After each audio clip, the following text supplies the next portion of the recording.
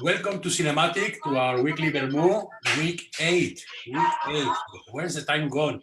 2 months doing this, and still another month to go. Alberto, where are you? Today we have an amazing program, as usual. Great guests. We speak with Chema Garcia Ibarra after watching his film Misterio. We will talk to Jon Garaño and Jose Mari Goenaga. They have this film, amazing film, Sintonía, in the program this week, which you know them for many other films like Handia, Hombre, Alberto, where were you? Where were you? Arranca sin mí. Left alone on my own. Happy Sunday, Rafa. Happy Sundays. How are you? I'm fine. I'm all considering. All considering, I'm fine. A part of the something. Could you hear the wee tune that I had here in the laptop? Yes. A little thambon, no? Like a classic. Alan is there. We have our most beloved amigo, probably our most usual suspect and cinematic follower, Alan, joining us already. Hola, Alan. Hola, Alan. Hola, Zelda. Hola, Alfonso, desde Segovia. Hombre, es su cumpleaños mañana, así que luego le tenemos que felicitar. We should sing happy birthday, because he's nearly there. 24 hours for my cousin's birthday. Yeah. So, well, Alan probably will end up being the first person in the planet who gets the medal for cinematic merits. We were talking yesterday behind the scenes, and he said that he's been reviewing some of the films we showed, and he has a list of 57 so far, 57 short films. That's a good bunch. Yes. So the first few minutes here in our Vermouth program are always a bit chaotic because we are kind of inviting people, watching parties and all these things. So let's do that very quick. Let's do that very fast, and then we can move on to the. I'm good to go. Do the party if you want, and I'll do the classic housekeeping stuff. Go for it. Well, welcome everybody. Sunday number 8, Vermouth number 8 is this little space we have to share 90 minutes of our week with you, talking about films and other stuff. We hope you're there. We hope you feel welcome, and it helps you to have a little moment of the week to keep the cinematic flame alive. We celebrate 10 years. It's 10 years since this crazy project started in a small attic in the center of Victoria Street in Edinburgh. I was a young, hairy fellow back then. and we're moving the celebrations online. Viva el Betty. Mira, mi primo es del Betis. He will love that. 10 years, and we are moving the celebrations online with this hashtag Cinematic Cuarentena, a weekly program of short films that change our approach to audiovisual, to short films, to films, and change our gaze and the films that we like. This space, the Cinematic Vermouth, as we said, is the catch-up after you watch the films, voted the films, and we have a wee interview today. It's a A-class, we've been saying. It's a super Vermouth. I don't know how we managed to persuade these great filmmakers to join in and save some time. But everything, the whole initiative has been possible, and the celebrations and the programs online have been possible thanks to Instituto Cervantes, Spanish Embassy in London, and Film Hub Scotland. So thanks to you all for your support and for celebrating independent cinema. Week 8, Vermouth 8, Rafa. I was saying before you decide to join the meeting, where does time go? You know,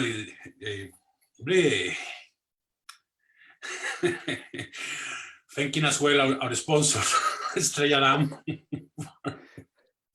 Cheers, salud. Salud, Alberto, salud. Yeah, where does time go? I think we have program enough for 12 weeks or 13 weeks. So we'll see the end of June. We'll see the end of June with our program, wouldn't I? It depends. It depends how angry we are with Boris. Depending on that, it will be 12 or 13. Yes. And well, I was saying before you connected, we are privileged today to have Jon Garaño, Jose Mari Goenaga, and Chema Garcia Ibarra to talk to them in a little bit. But the program is just superior. We always say this, obviously, we have done it, and it's a summary of the programs that we have shown during the last 10 years with some additions. I don't think this week we have one at least that we haven't shown, or I don't remember showing. That would be the sun on the Queen's tree of the sun. Yes. But the first one we would like to talk today is the award, Elias Siminiani.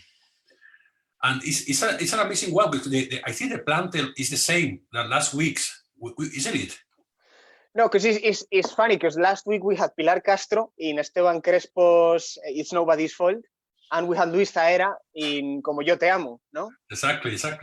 So they repeat. It was an amazing film, and Elias Siminiani always plays with the cinema and the industry, the inside. I mean, his latest masterpiece of great film, the Notes for a Bank Robbery film, it plays with that, plays with the characters, plays with what we know about them that they don't know, plays with the industry and the topics around the industry. And this one really can be better, seeing an actress that is being nominated to an award, getting ready to go with her husband, who belongs to the same industry, but is not nominated this year. And the game between them, the balance of the force, the arguments. It's really the behind the scenes, no? Because you just see the flashes, the glamour, the smile, yes. The front pages, the dresses, everyone's so, and everything is so shiny when you see the official, the Goya ceremony, the Goya Awards gala. And it's really a great glimpse at the behind the scenes and some of the dramas, small or big, behind those galas. Do you think that's why this film was nominated to so many awards? Just to play with the theme, to make them go, to make Pilar Castro and Luis Zaera go to the awards and repeat, the story endlessly. It could be, the cinema industry, like arts in general, there's a lot of ego, so there's a lot of self-satisfaction. So a film about film, a film about a film award ceremony, definitely plays well with PT Self and award ceremony. It's like a ping pong game, because then the award givers, the festivals and the award ceremonies seem to be playing with them and then sending them back to that moment of the film when they have to get ready to go to an award ceremony to see if they got the award. That's the bit. I love the film. I get a good laugh with it, but also I like the reaction and the endless loop created by them, awards, etc. I'm gonna need your help for the next film. The Sun on the Queen's Tree of the Sun.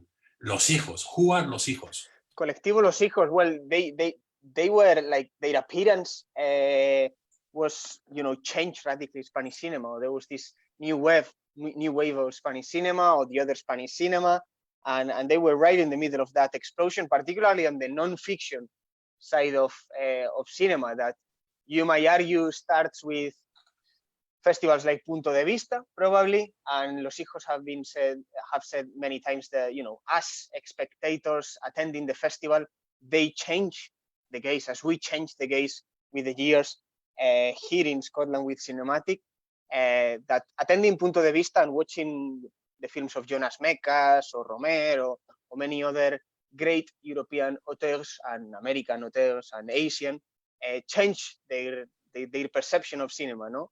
And in this case, I love the way they establish a dialogue, but it's not a dialogue of self-reverence or show some sort of respect to the great masters like Antonio López, painter, or arguably one of the biggest Spanish filmmakers, Víctor Erice.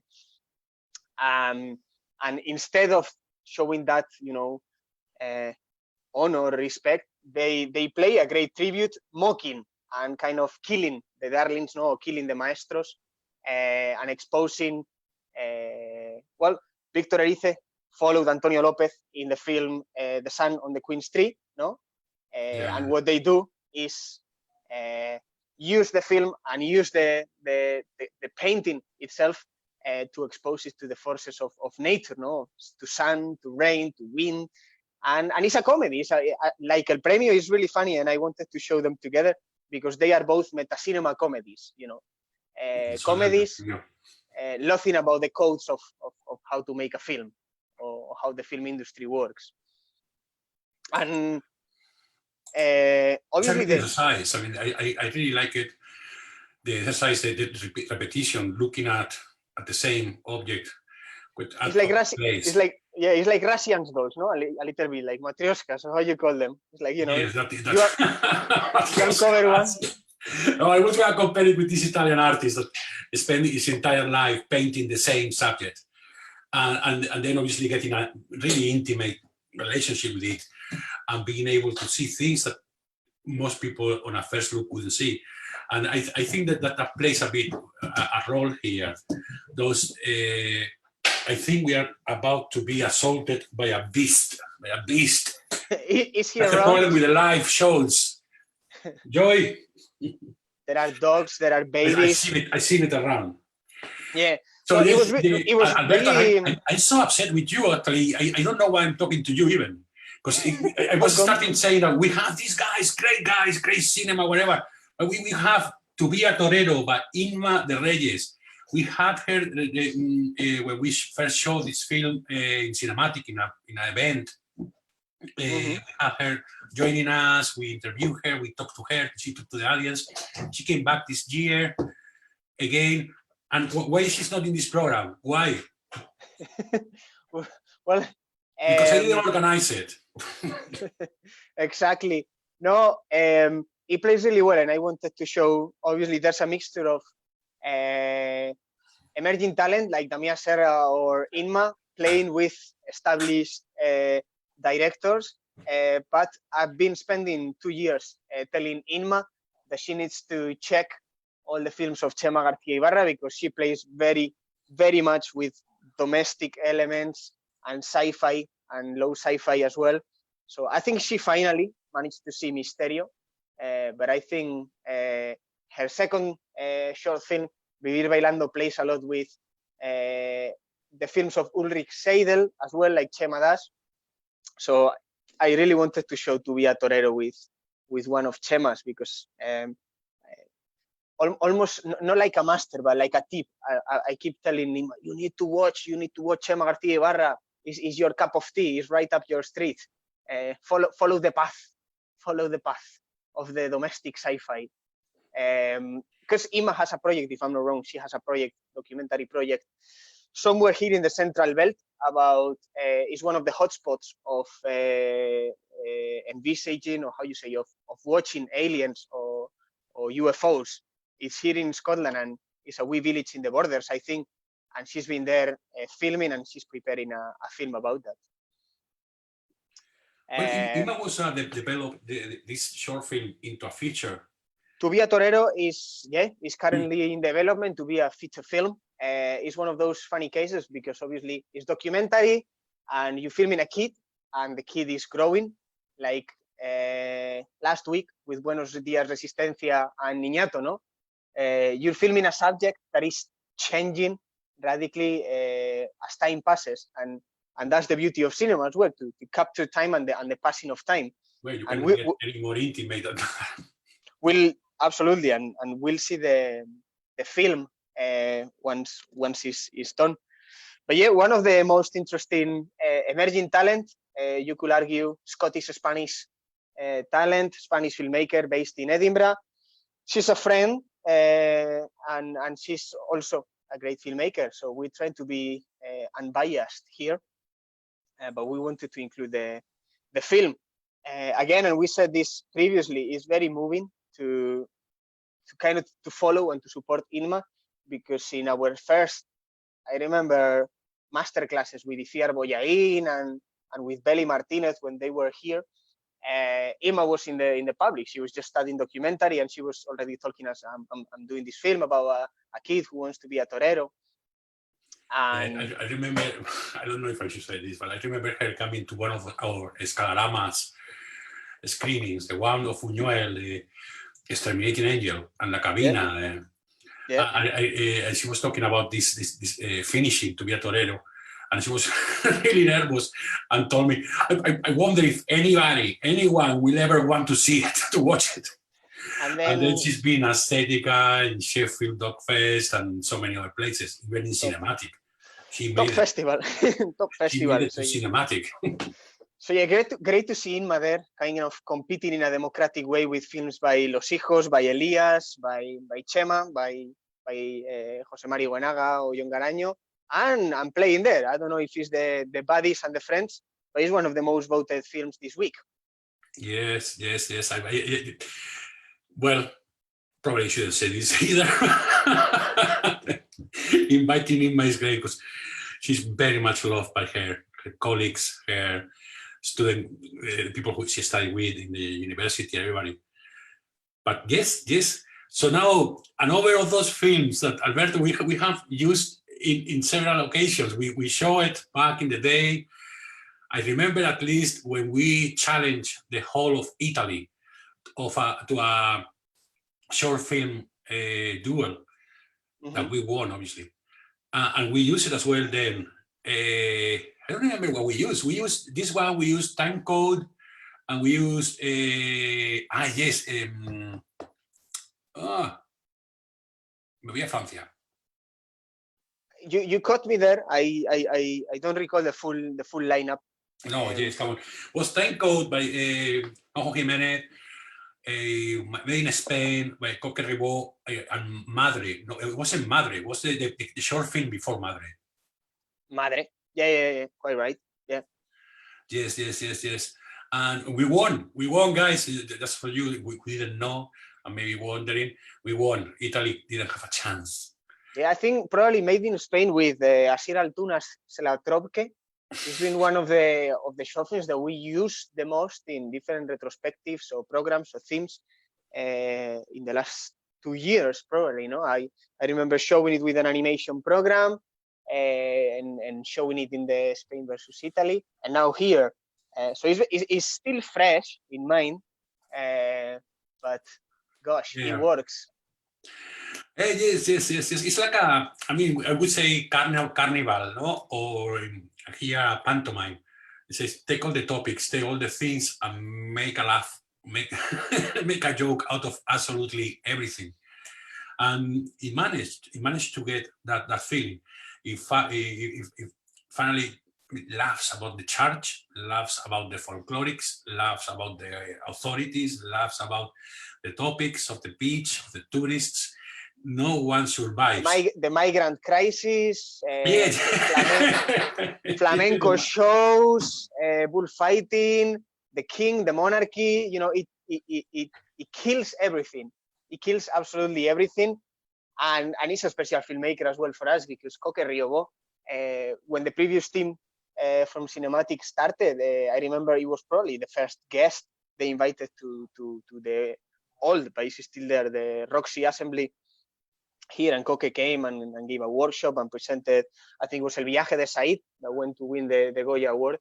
But always in all the Coke Riobóo films is that element of satire and social critique, whether that is the migrant crisis, the noise of mass media, or in this case, all things typical Spanish. No, he just deconstructs Spanish psyche and all those customs and traditions with a very nice, it makes us put a crooked smile, a very uncomfortable smile about how we are and the things we've accepted or we've made typical Spanish. In some cases, we even voted. No, he even touches on laughing about the euro. Well, yes, it touches on absolutely everything. It goes, as you say, there's no one who survives the the thing, but he managed to do it very nicely. He managed to get this humor, and it's so crucial to be able to relax about the most serious things, and that's what is behind the pantomime. Now, you go to the pantomimes here when Christmas comes, but there's no one surviving. It's so outrageous that at the end you have to laugh, obviously.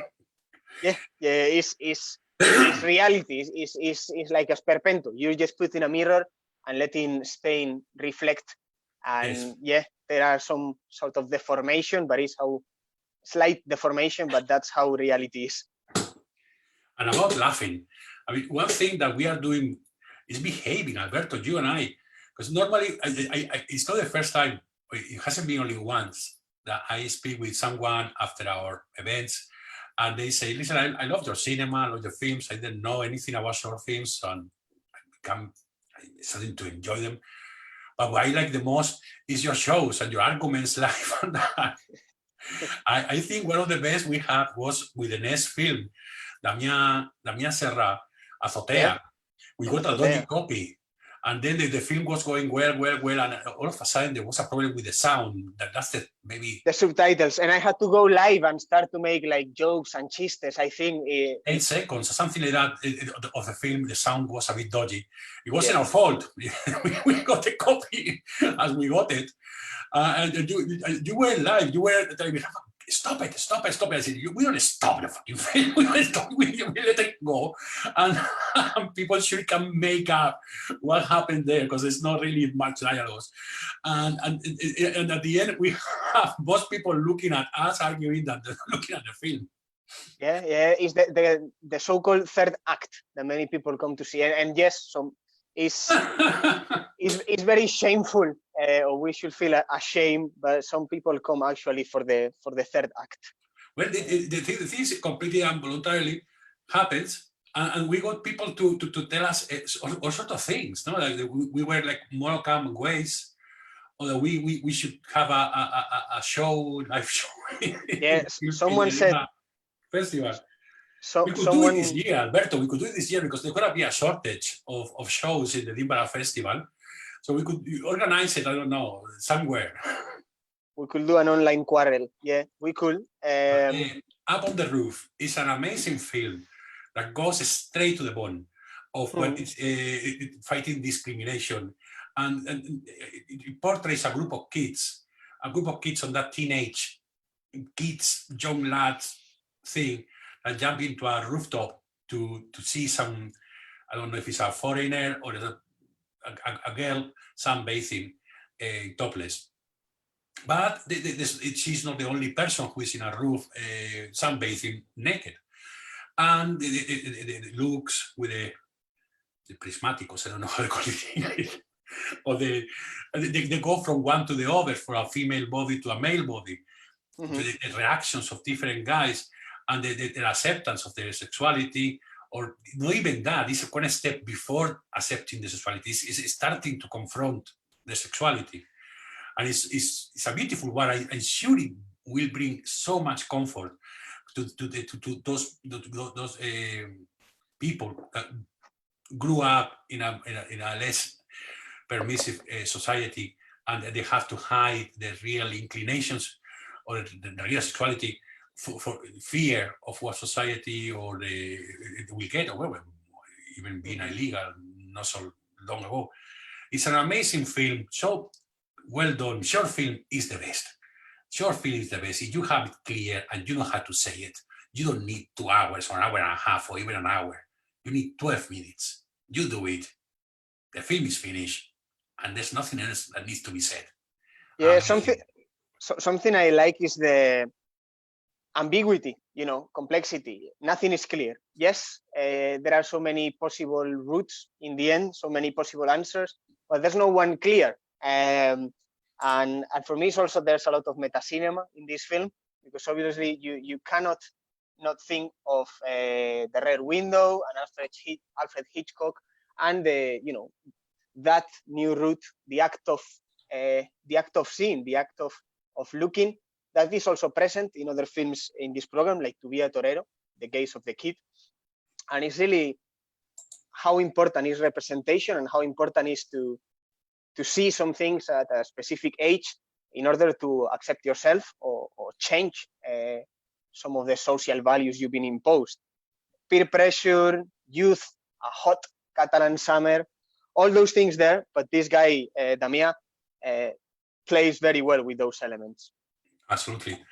Amazing film, most recommended. Do you know, guys, these films we are showing are in open. You could watch it individually in Vimeo, on YouTube. In this particular case, you will need a password that is not going to last forever, just a few days. And thank you, Damia, for giving us this. Other directors. The problem with films are they are so expensive to make, and it's all this streaming and free views are not really helping the industry. Are keeping things rolling, but are not helping those who need to recover an investment made in a film. So it's a big effort what some of the directors are doing to let us show these films. These films will stay in our website. This presentation we are doing, Alberto and I, with our guests, will stay in our website, in our Facebook, so you can come back to it. And CinemaAttic is not only Alberto and me. There's so many people that help us keeping it going. I hesitate to say names because then I forget some, but certainly one of the latest additions and most loved persons must be Fiona Bale, putting up without absolutely hysterical sense of timing. We organize the meetings, the tests, they get to know the director before you interpret what he says with 5 minutes time. And she's been there at the front doing us a huge service. It's amazing. So Fiona Bale is going to start coming into the meeting. Jon and Jose Mari are waiting. Alberto, I don't know if you want to do a wee introduction before or yes. I just get in. I'll go with a wee intro. Obviously, Garaño and Goenaga are two. It's a duo that is part of a wider family called Moriarty. That is really a cooperativist production company based in Basque Country, but it's also a group of friends, mainly Jon, Jose Mari, Aitor, Xavier, Asier, and Jorge. And Moriarty Films have made history already with their films. In the case of Andia, being the first Basque language film to win up to 10 Goyas. Their latest film, La Trinchera Infinita, The Endless Trench, is one of the most watched films in Netflix. Previous films like Loreac set a precedent because it was the first ever Basque language film to be selected to compete for the Oscars. And despite their huge success, something that we admire and respect of this Basque group of friends and great group of professionals is that they keep returning to short film every here and there, despite of winning 12 Goyas. They have now been nominated to the Oscars. Almost every year, they keep getting back to short film, kind of dignifying that short films is not just a place where you do short films to make features and stay there and just make feature films. And that's something that we love. Obviously, talking of Moriarty is talking about artisanship, is talking about auteurism, is talking about creativity, about cooperativeness. We supported, I don't know if they remember, because this was the early days of CinemaAttic, but we supported them right from the start. And short films like Tercero B, Sintonía, that is in the program this week, or the brilliant documentary about that Spanish anarchist Robin Hood, Lucio, that brilliant documentary was also here in our first years. You and I weren't here, but CinemaAttic was showing back in 2009 before CinemaAttic existed as such. So it's a real pleasure to see what's changed since then and catch up with Jon and Jose Mari that will be joining us fairly soon, no? We're gonna go with them, and Fiona seems to be having some issues with the camera. Hopefully everything will be sorted very soon. Let Jose Mari and Jon come in. Hola, hello. Aupa, Jon. Aupa. ¿Qué tal? Bien, ¿vosotros qué tal? ¿Todo bien? Muy bien, muy bien. Very well here. We are trying to get Fiona a interpreter to join us, but there seemed to be a bit of an issue with the video, as with Jose Maria. Jose Mari is telling me that he's having some problems. And okay, let's see. How are you? How's everything? Where are you at the moment? I'm okay. I'm having wine. Salud. Hello, chin chin. We were having a barbecue in the family here right now I'm in Irún, which is really close to France border. So it's a good weather. Yeah, everything is like nice day. We have a classic, a typical Scottish day here. Grey, misty Sunday. We just want the blanket, watch movies. It's pretty much like the Basque. Eh? It's quite yeah. A friend told me, a friend from Amesqueta told me that in Donosti or in Basque Country rains more than in Scotland, but it's more spread, or in a way, or it's more intense in terms of how much rains per day. Normally per year, there's more rain in Basque Country than in Scotland. Yeah, actually, my wife, she studied in Edinburgh, Erasmus. She did Erasmus in Edinburgh, and she says that it rains more here than in Scotland. So, yeah. Well, Edinburgh is not the rainiest place in Scotland. The West Coast and the Highlands get the worst, but Edinburgh is quite sheltered by the Forth and the Penlands. As I told you yesterday, my English is terrible, but my Basque is also bad, and my Spanish is bad too. So I'm really bad in every language. So we'll try to do our best. Well, we'll probably, or maybe it's a good way to start while Rafa tries to get the technical part. And don't worry, because we'll try to just get back and do all the questions and spend the time that we wanted to spend once the technical issues are fixed. So don't worry, we'll get it there. But in the meantime, we were talking about communication, Jon, and I don't know if this is something intentional in your films, but all the Moriarty films, all your films from short films, I'm thinking on Sintonía that is in the program today, or the continuation of Renovable, or Andia, or with the flowers in the case of Loreac, but they touch on communication and the incapacity or the difficulties of human beings to communicate sometimes clearly, no? Yeah, it is true. And actually it's something that we were not aware of it until somebody told us that there is this thing of communication in all of your films. Probably it was not in Tercero B, which was our first short film, like kind of professional, or at least, with some budget to do. But then from Sintonía to La Trinchera Infinita, which is the last one, probably you have this thing of the communication or the lack of communication in our movies. No, sometimes it's really like the real topic, like in Sintonía, but and some other times it's like spread in the story. No, for example, in Loreac, in Flowers, our second feature film.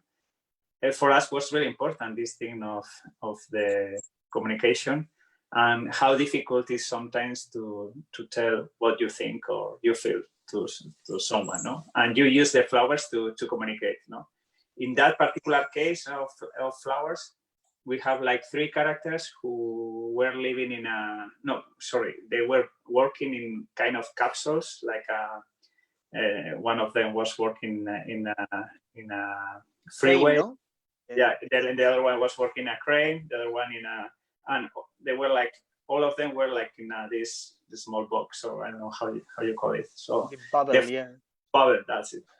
And we had the flowers, which were the ones breaking the glass of these bubbles, no? Because they couldn't communicate, and they communicated through the flowers. So yeah, it is true that it is in our movies, but it is not something that we were really conscious about it.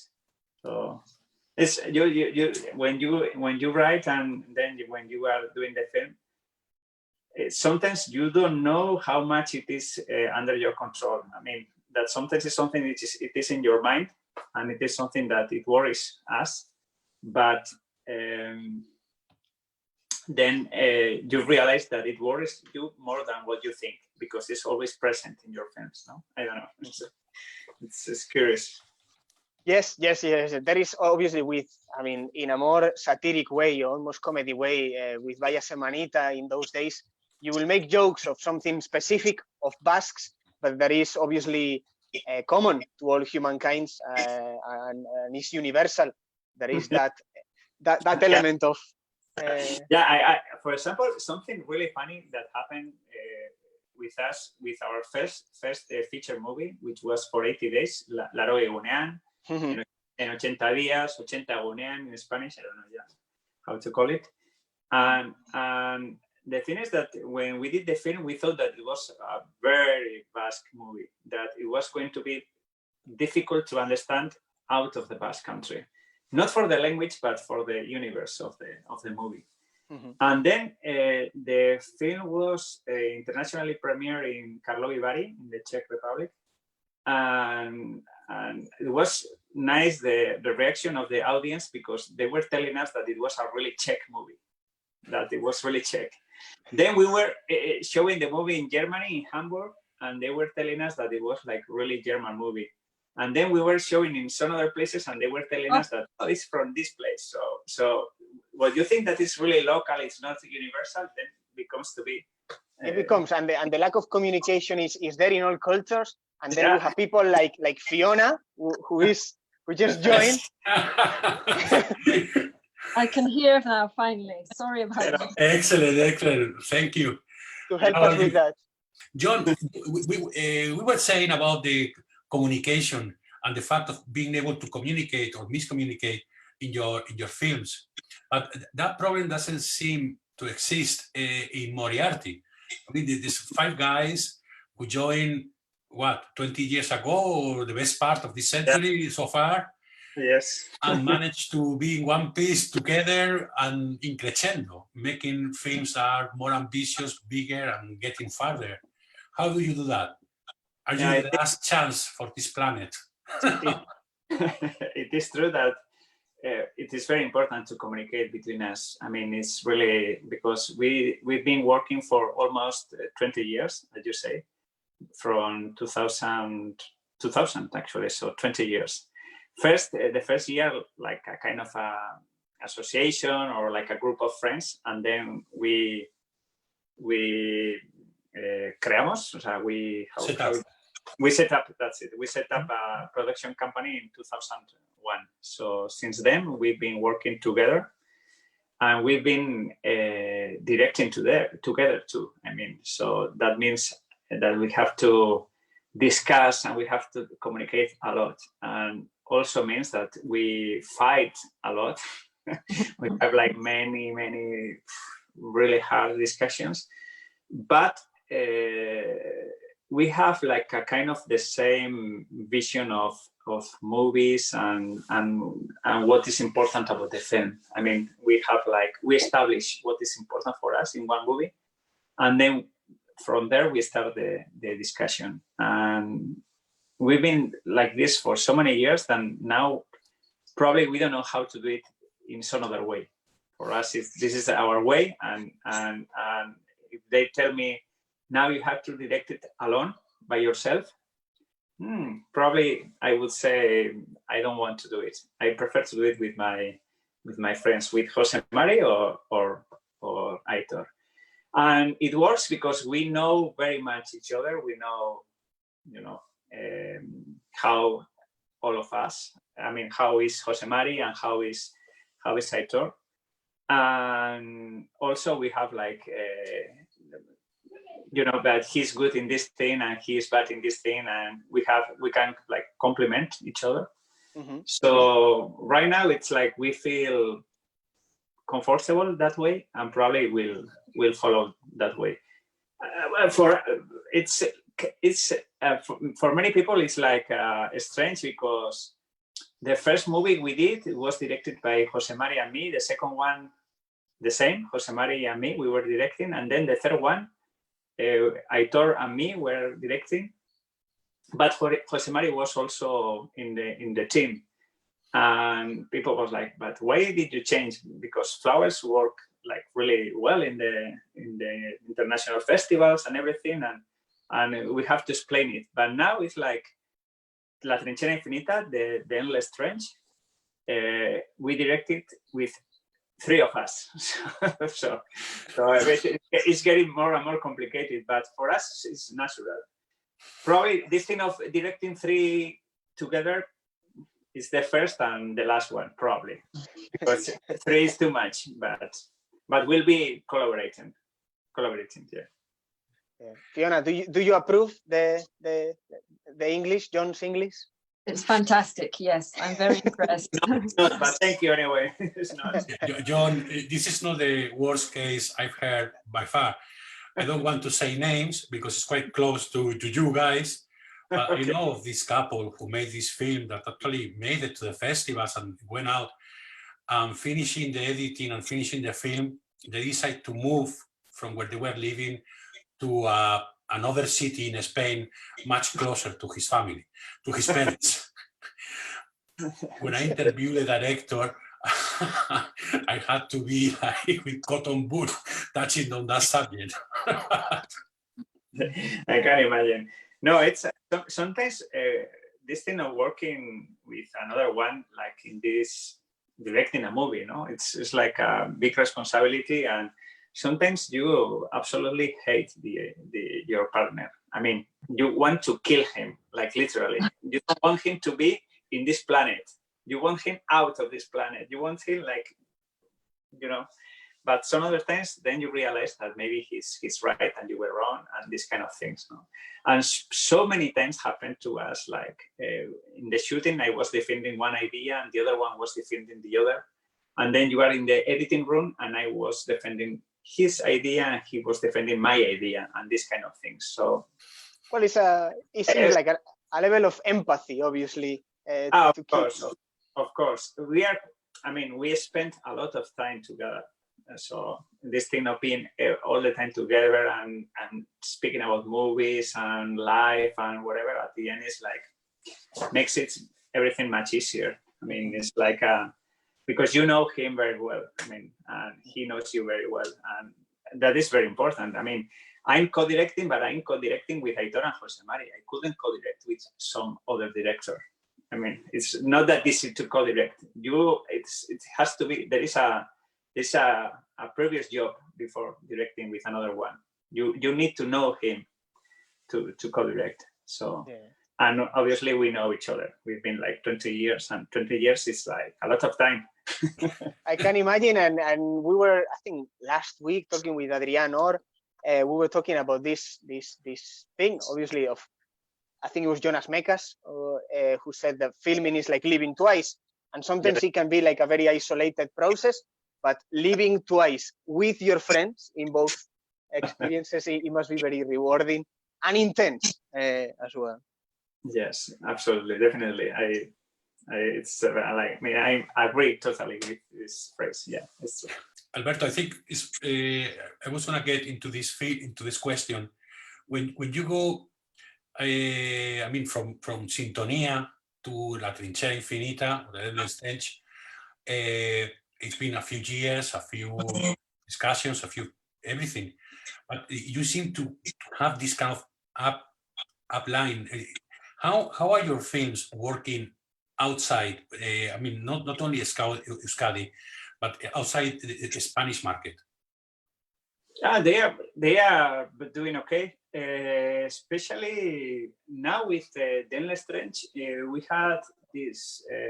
We were lucky of having Netflix involved in the project, but that has also like let's say a bad part, that you cannot go with the film through the festivals. I mean, you cannot do like many festivals presenting the movie and Q&As, and this is a little bit of a pity, because, for example, with the first movie with For 80 Years, that in the box office was like terribly bad, but then the film did like 130 festivals or something like that around the world.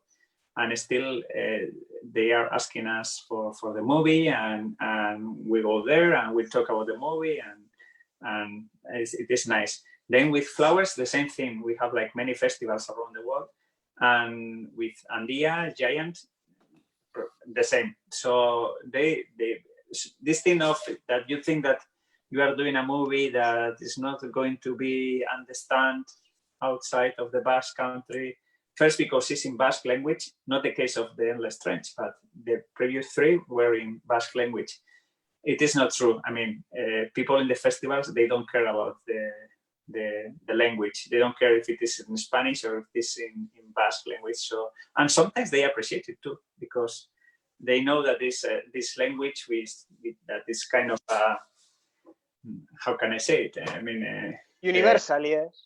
It's like a different, because we don't know the origins of the language, we don't know the roots of the language. It's not linked to Spanish, French, or any other language which is close to it.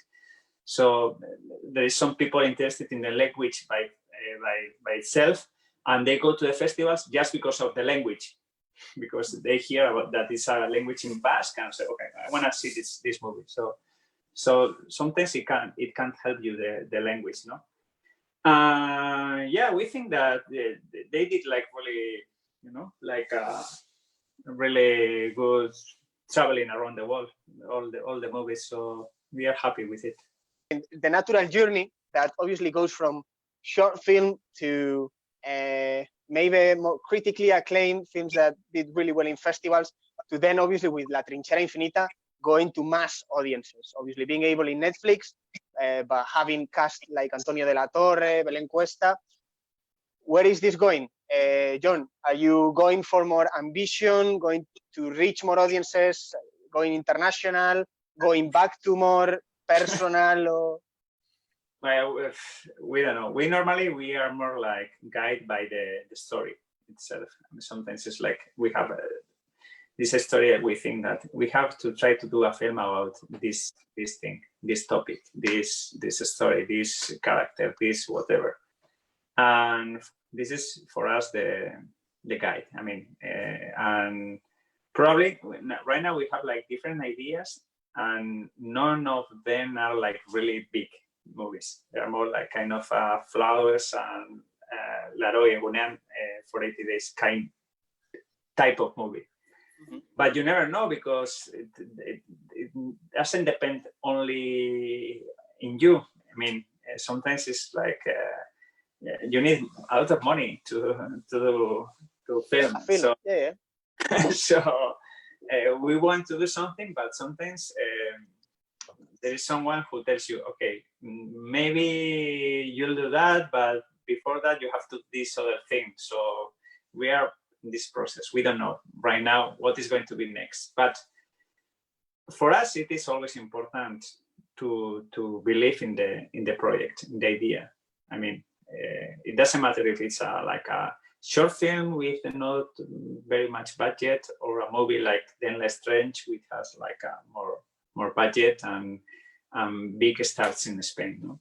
So I don't know. Probably next one will be a short film, a documentary film, a feature film. Probably it's going to be a feature film, but kind of a small one. Probably. We'll see. We don't know. We'll see. Well, in our audience, Ispar will be there. We will love it. We will recover it here. I was so disappointed that she didn't show in La Trinchera Infinita. Yes. Actually, I was doing a joke, and actually she told me last time that she doesn't like the joke. But the thing is that in the first movie she was like the main character. In the second one she was like a supporting role. She had a lot of awards and everything with this movie, but she was not the main character in the second one. In the third one, she had only one phrase. And I was telling her, in the fourth one, you are not in the movie. You're a presence. This is personal. This is personal. And it's not personal. It's not personal. No. Obviously, we will love to work with her. And actually, I think that she will love to work with us. Actually, she's all the time telling us, I don't have that much time. I need to do a movie with you. You promised me once that we were going to do another movie. And yeah, this is not true. Yes. You told me that. Yeah.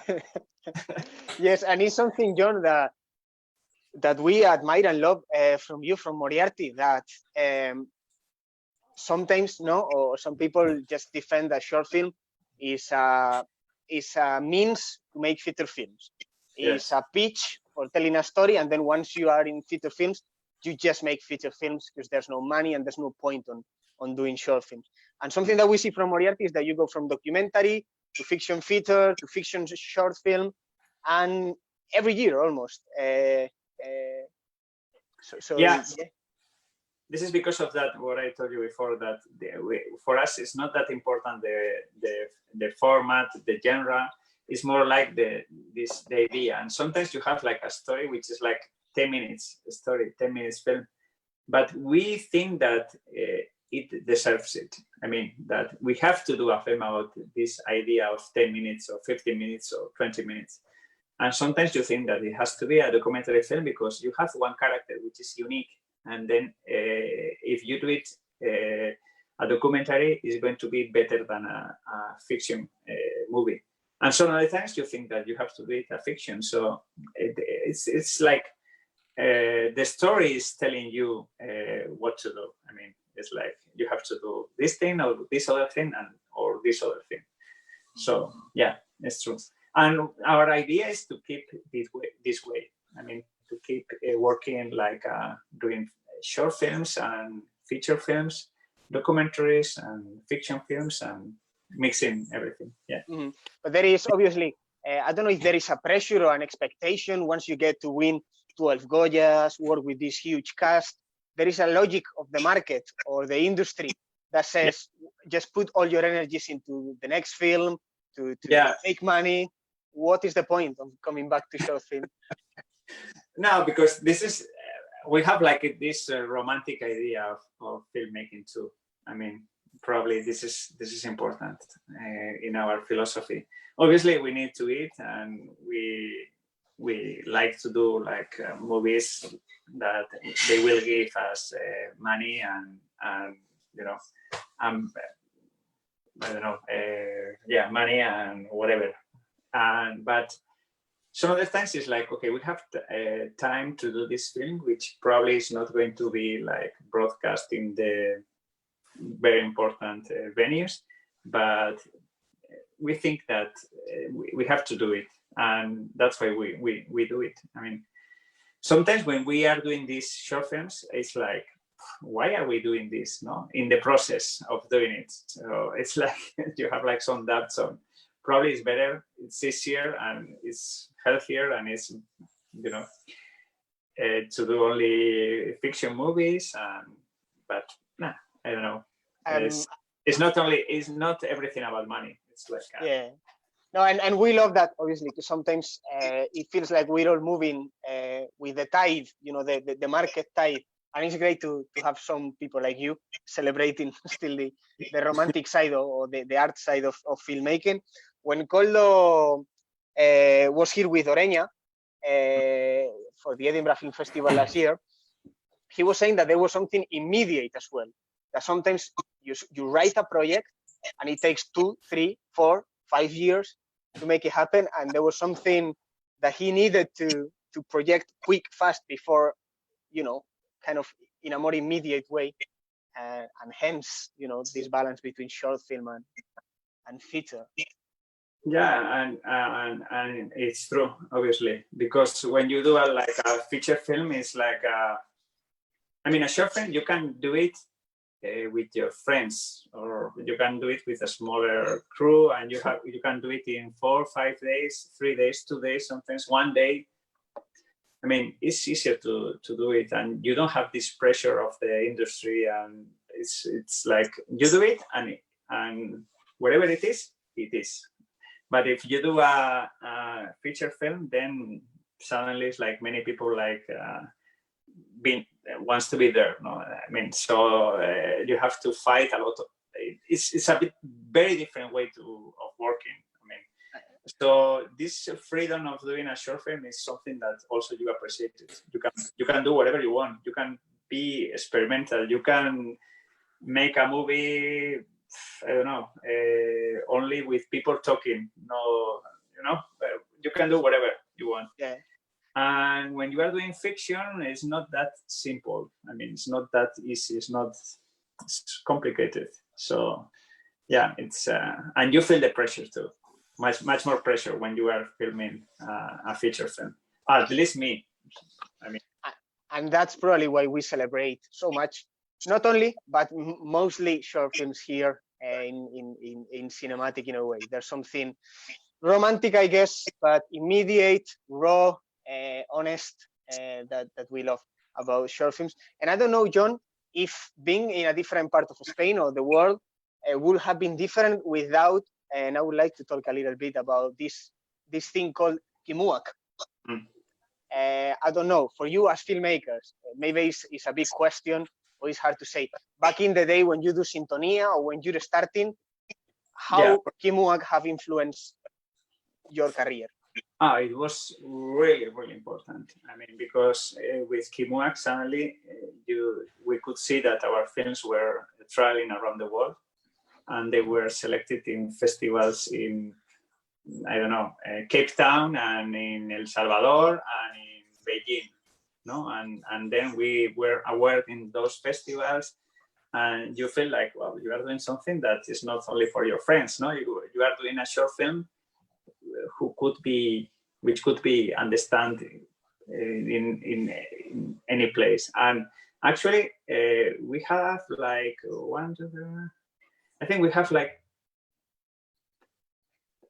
10 short films in kimuak right now in Moriarty, which is not bad. The first one was Tercero B, and the last one is Mateo Nama. But we also had some short films out of kimuak. I mean, that they were not selected in kimuak, and you can notice the difference of being in kimuak and not being in kimuak. Kimuak, you know that they are going to work a lot and they will defend your short film, and they are really worried about the film. I mean, they do like a huge job for the short films, and we are really lucky of having this program. Actually, we really lucky. I mean, this is what I believe, and I think that this is something that all the filmmakers in the Basque Country believe. And actually, when we were talking about doing short films and feature films, it is maybe there is something with kimuak there too, because I mean, we are doing feature films and short films, but Koldo Almador, for example, he has done feature films, but also he's keeping doing short films. The same thing with Kishi Altuna and Telmo Snal, or the same thing with Borja Coveaga and so many others, no? That we are this kimuak generation that we do, all of us, or many of us, we keep doing short films, although we've done like feature films before. It's funny you collect Kishi Altuna. We have us here just 2 weeks ago with us. We were lucky enough to have him around in Edinburgh, presenting a mama, giving a chat in the College of Art. We wanted to get to kimuak, and it was a trap question. It was one of those questions that want to get the guest into an uncomfortable area. Because you talk about the kimuak is recruiting filmmakers from outside the Basque Country. How it come? Chema Garcia Ibarra can manage to get into the kimuak catalog. Chema is in the kimuak catalog because he is co-directing this short film with Jon de Sosa. And Jon de Sosa is from Urnieta, which is close to San Sebastian. And also the production company is one of them is Basque, Leire. So the thing is that it's not close to some other, filmmakers, but you have to be like, the director has to be Basque, or the production company has to be Basque, or if you've been living for 5 years in the Basque Country, then you can apply also for CinemaAttic. So this is not like really a close program. And actually, to be honest, I think it's like I agree with the program. I mean, I like the philosophy of not being really close of this thing of you have to be Basque and live in the Basque Country and everybody has to be Basque. No, I mean, it's Basque in a sense way. in a way. It was a bit of a joke. We are hoping to get Chema Garcia Ibarra to join this meeting. We wanted to ask you the same question. How you got to CinemaAttic catalog? Let's see if Jose Mari is alive. Let's see. I can see there's a Jose connected to the call, Yes. but no sound, no image. And imagine how important is CinemaAttic that such different directors and important directors like Dani Sánchez Arévalo, Nacho Vigalondo, Chema Garcia Ibarra, that are not Basque, are going through the program, are coming to get their films, their short films distributed by CinemaAttic. It gives a sense of how important CinemaAttic has been promoting filmmakers. We're talking about CinemaAttic and talking about Chema Garcia Ibarra. I have Jose Mari. I have a number of. There's too many Jose Maris. I don't know if it's. You have like many Jose Mari avatars, but not Jose Mari itself.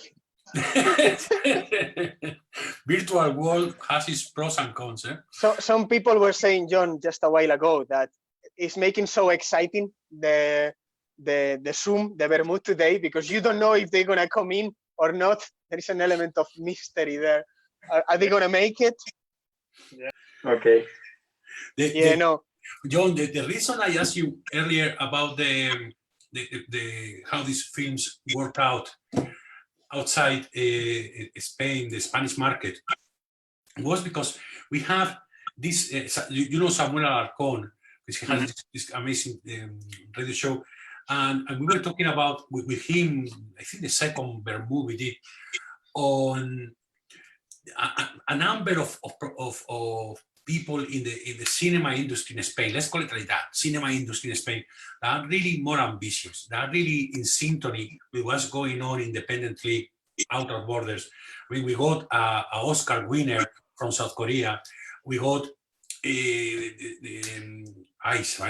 Celine Siminiani, Celine Siani, this portrait of a woman on fire, really making it big. I mean, I tried to watch that film at 8 p.m. on a rainy Monday in Edinburgh, and it was sold out.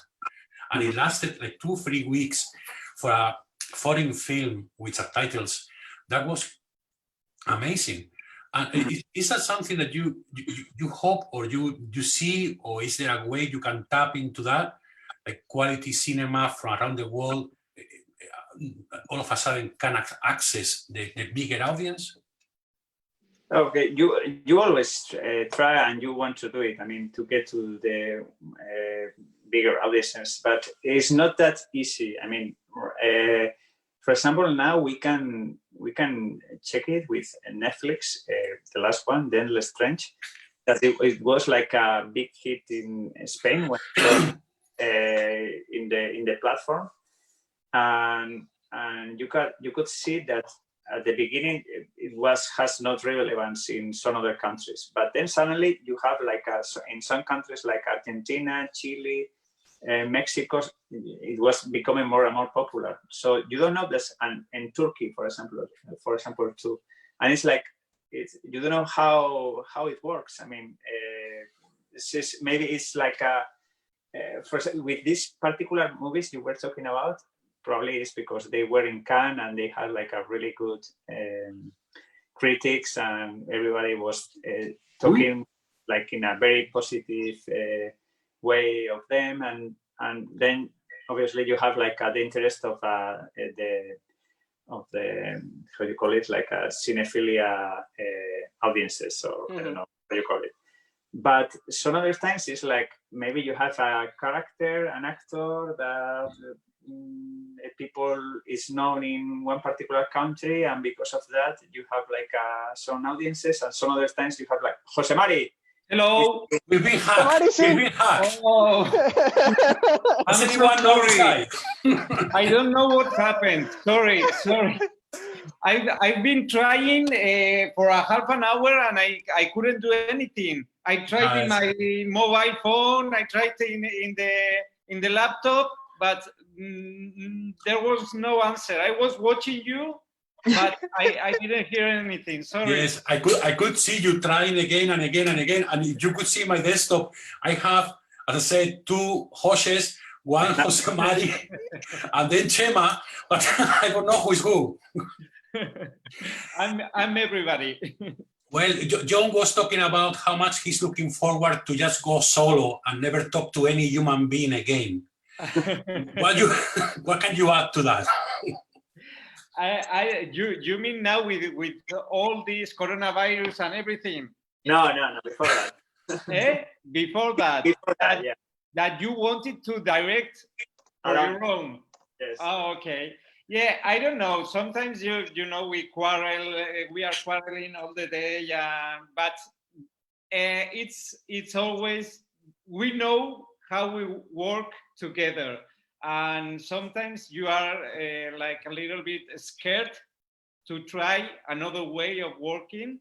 Sometimes you would kill your partners, but then you know that is the way that you know to work. So why are we going to try another way? I don't know. It's strange. I think that we have a kind of Stockholm syndrome between us. It's so beautiful and really moving that you two agree on having that feeling sometimes of wanting to kill your partner.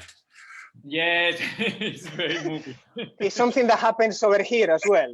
Yeah, right? I believe you. Stick to fiction. Stick to fiction.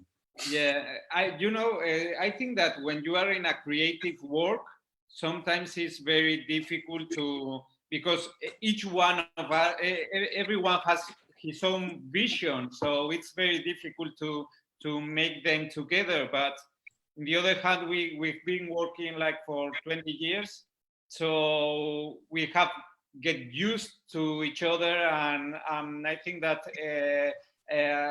I can work creatively with Jon and with Aitor, but I think that I wouldn't be able to do this with another partner.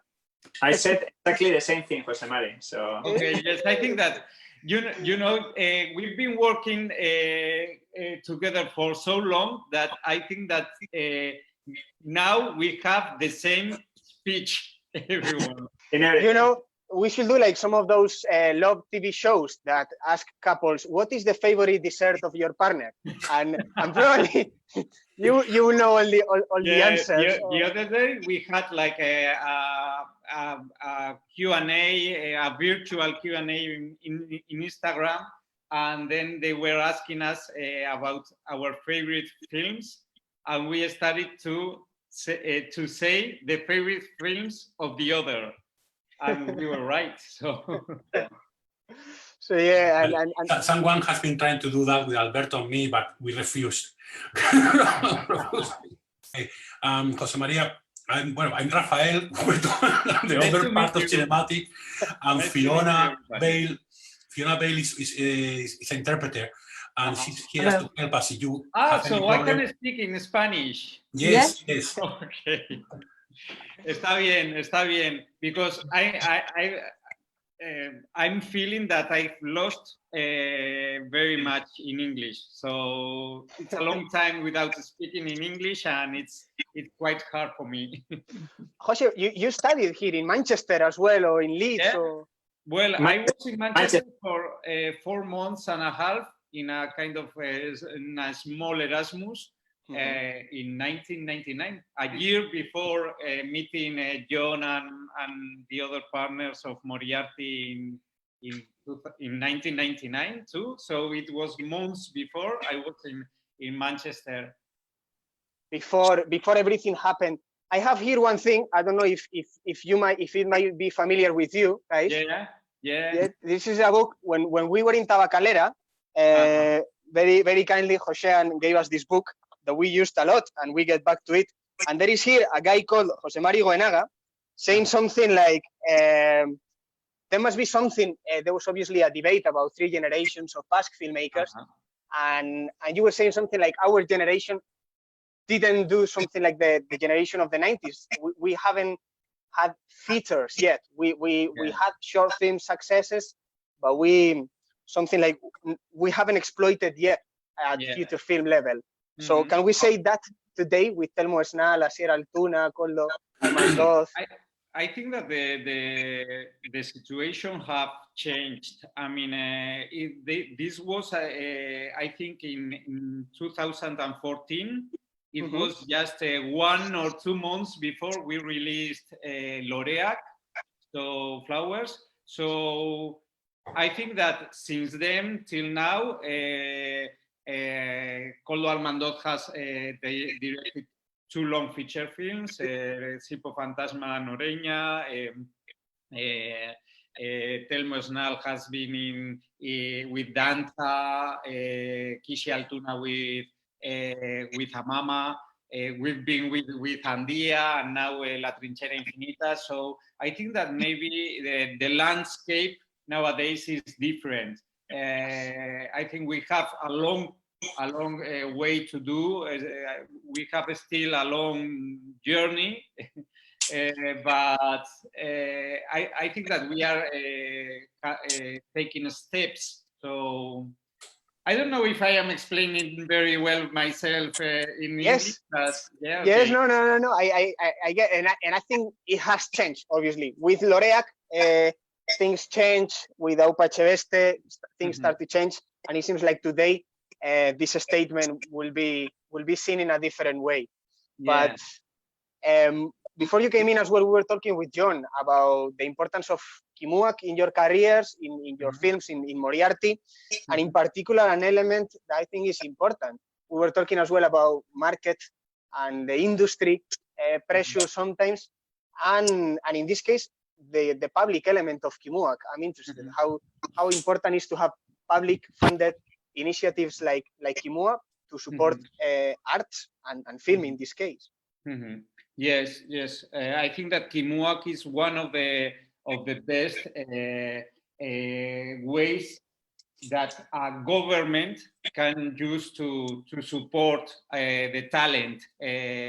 Well, there are many ways, and I'm not saying that this has to be the only way, because then we need another step to go for the long feature films. But I think that with Kimuak, Chema and Esther and everything working in Kimuak has achieved a goal that is not only to give like a show, how do you say, escaparate? To showcase, a showcase for the Basque short films. It's a way to make us believe that we can do things. I mean, some years ago, I think that we couldn't believe that we could be making movies, making films in the Basque country. There have been many changes. I mean, the Basque TV nowadays, they have to invest more money in Basque productions. So we've been, last years, we've been making more movies than before, but I think that there is something psychological too. I mean, in Kimuak, we've seen that you can do short films here, and these short films can be successful. So when you are starting, you need like references. You need to see someone doing things and say, okay, I want to go there. So Kimuak, I think that have give us the chance to see this, to see other people doing things and to want to be there. So I think that is very important. Totally, and it is good because it connects us with your last film that is so important with that finale as well, with that ending, the act of looking and the act of looking. And when you're a young filmmaker, speaking from Scotland is particularly useful as well, because we didn't have that connection of public-led initiatives that work well supporting young filmmakers with TVs and, you know, crystallizing in those directors coming up and retaining the talent. Exactly, something that didn't happen with the previous generation that had to go to Madrid or Barcelona. You stay there, you're based in Pasaya, if I'm not wrong. You make films in Basque Country, in Basque language. And there have been other facts that make it possible. I mean, the technology have changed, so nowadays you can make movies everywhere, anywhere. Before you had to shoot maybe in celluloid, and then you had to go to the laboratories in Barcelona or in Madrid. So it was more difficult to asentarse, to settle, or to establish maybe, or to establish your work in the Basque Country, because in one moment or another you had to go out to finish your film. So I don't know. Sorry. Yes, no. And then I don't know if we have someone else waiting in the waiting room, but you have people that are from Elche that go to Basque Country to get into Kimuak, and that go into celluloid. I don't want to leave that subject yet, because still I don't have it clear. Rafa is very... Chema is coming in. Rafa is very stressed about the fact of a very ilicitano, a very Elche-based director going to Basque Country or becoming a Basque filmmaker. Okay, let's hope Chema managed to log in easier. He will need translation by Fiona. So when he says something, we need to wait a bit and let Fiona. This is an experimental Vermouth, because so far we've been doing a session and we stopped with the filmmakers before, and then we move on to the next one. But we know you guys know each other, and thought let's bring Chema and Leo in before finish with you. So. We know each other because we were with one short film on the line in the festival circuit, and he was with robots. El ataque de los Ataque de los robots del Nebula 23. So we met him, and actually I remember once, Jose Mari, that we were with Jon Hernandez in Carabanchel, was it? No. In Madrid, like in one of those caravan. I think it was Carabanchel. Carabanchel or Rivas hacia Madrid? No, Carabanchel. Rivas hacia Madrid was with that we were.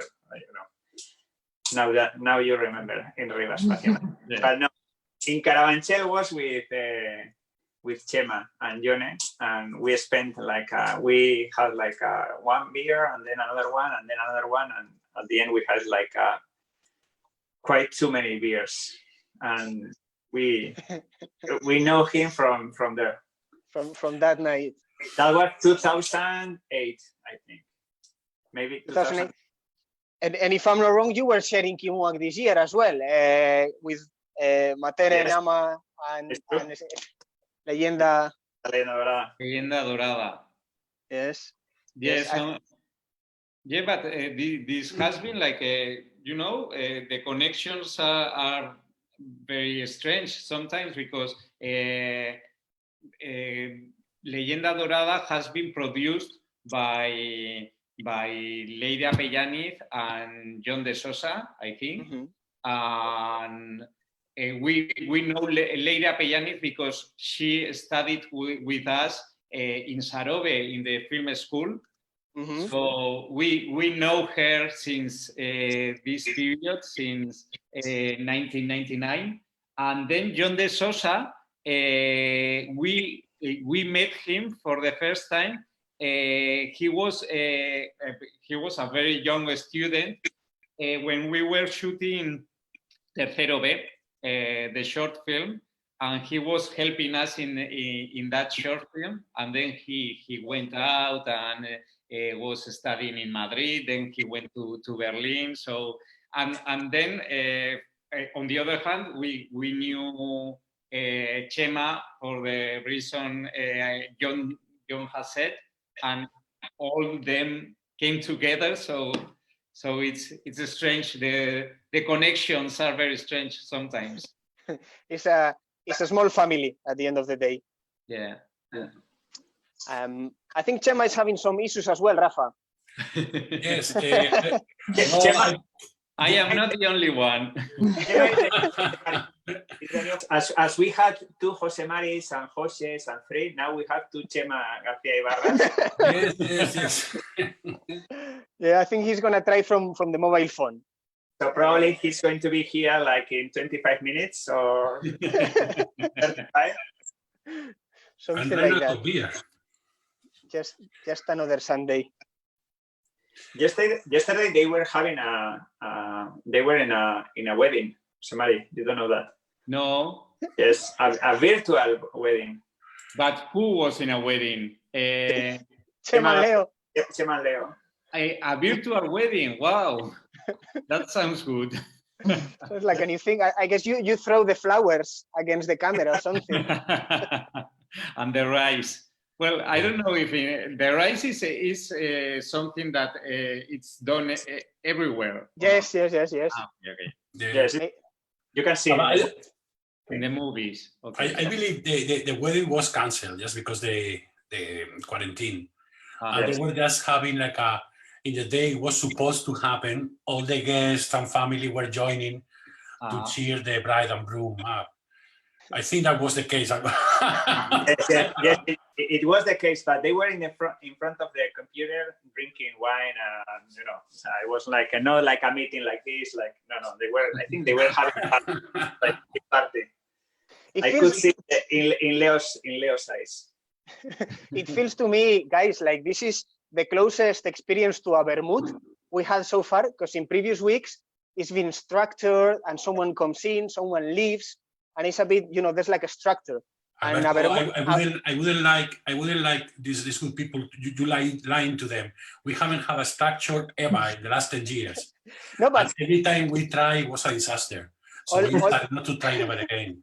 All my Vermouths, or the Vermouths that I remember having, was a little bit like this, moving without a clear sense of where this is gonna end. If this guy is coming down, is he? Probably he was until late last night. Who's around? Message him. So it feels a little bit more like a real Vermouth, a little bit. By the way, Jose Mari, are you drinking Vermouth or what are you drinking? No, it's a Coca-Cola. I'm sorry. There's some technical problems with Jose Mari's connection. It's about to disappear from this meeting. Sorry. We only drink beer in Betty's bar. Oh, okay, sorry. I didn't see anything. Okay. I don't know. But yesterday I was having me and my couple a dinner here, and I drank too much. So today I'm like relax Sunday, no good. While Chema gets there, we touched a little bit on Alberto, the problem here is that I don't have access to Chema, Jose Mari, to speak with them directly. You need to tell him to turn Zoom off in every device, the mobile, computer, tablet, whatever it is, turn it off all over. and then try again. Cool. And if it's possible, upgrade his version of Zoom. On that note, we were talking before about future projects, Jose Maria. And Jon was saying, but yes, there are several projects. There are in the pipeline, things you are reading and you're looking at. But do you want to add to that? Do you want to see anything that you're looking forward to make? I don't know. I think I suppose that Jon has explained everything, but it has been very strange, this situation, because our, in Moriarty, we had decided when La Trinchera Infinita was the Endless Trench was finished, we decided that we were going to stop and think about what we wanted to do next, and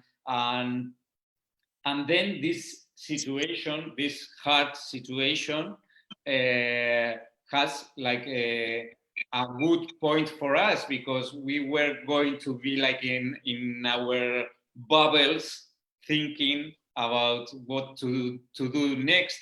So I think that it has been like a good period to think about it. We had like a project that was more más avanzado. More advanced, or in the future?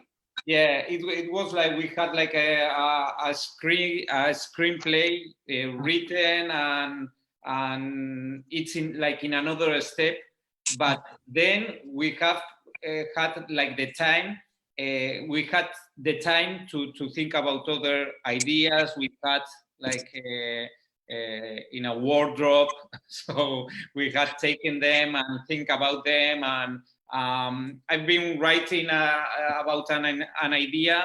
I'm not very happy, but I'm not.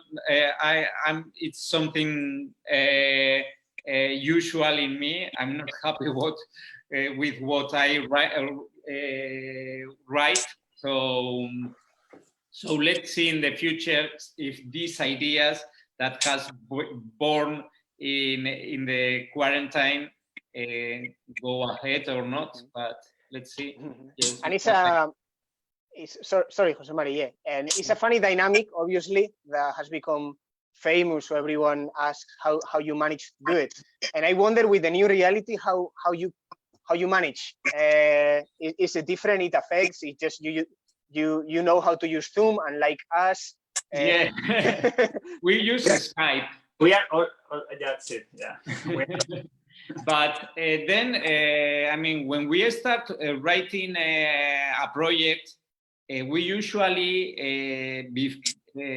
first we work by our own. I mean, each one has like his idea and start to write, and you need like a time for you. So you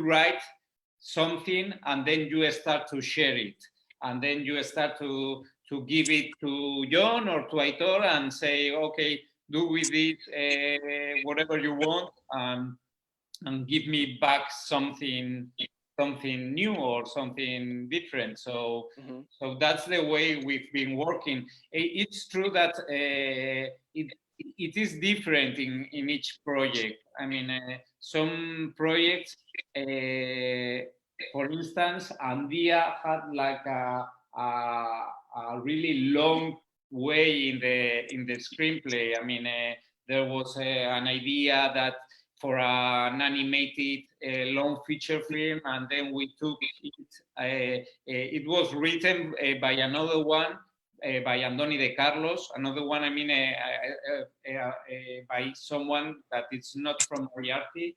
And we started to work, well, Aitor and Jon started to work in that project. Well, Andoni wrote another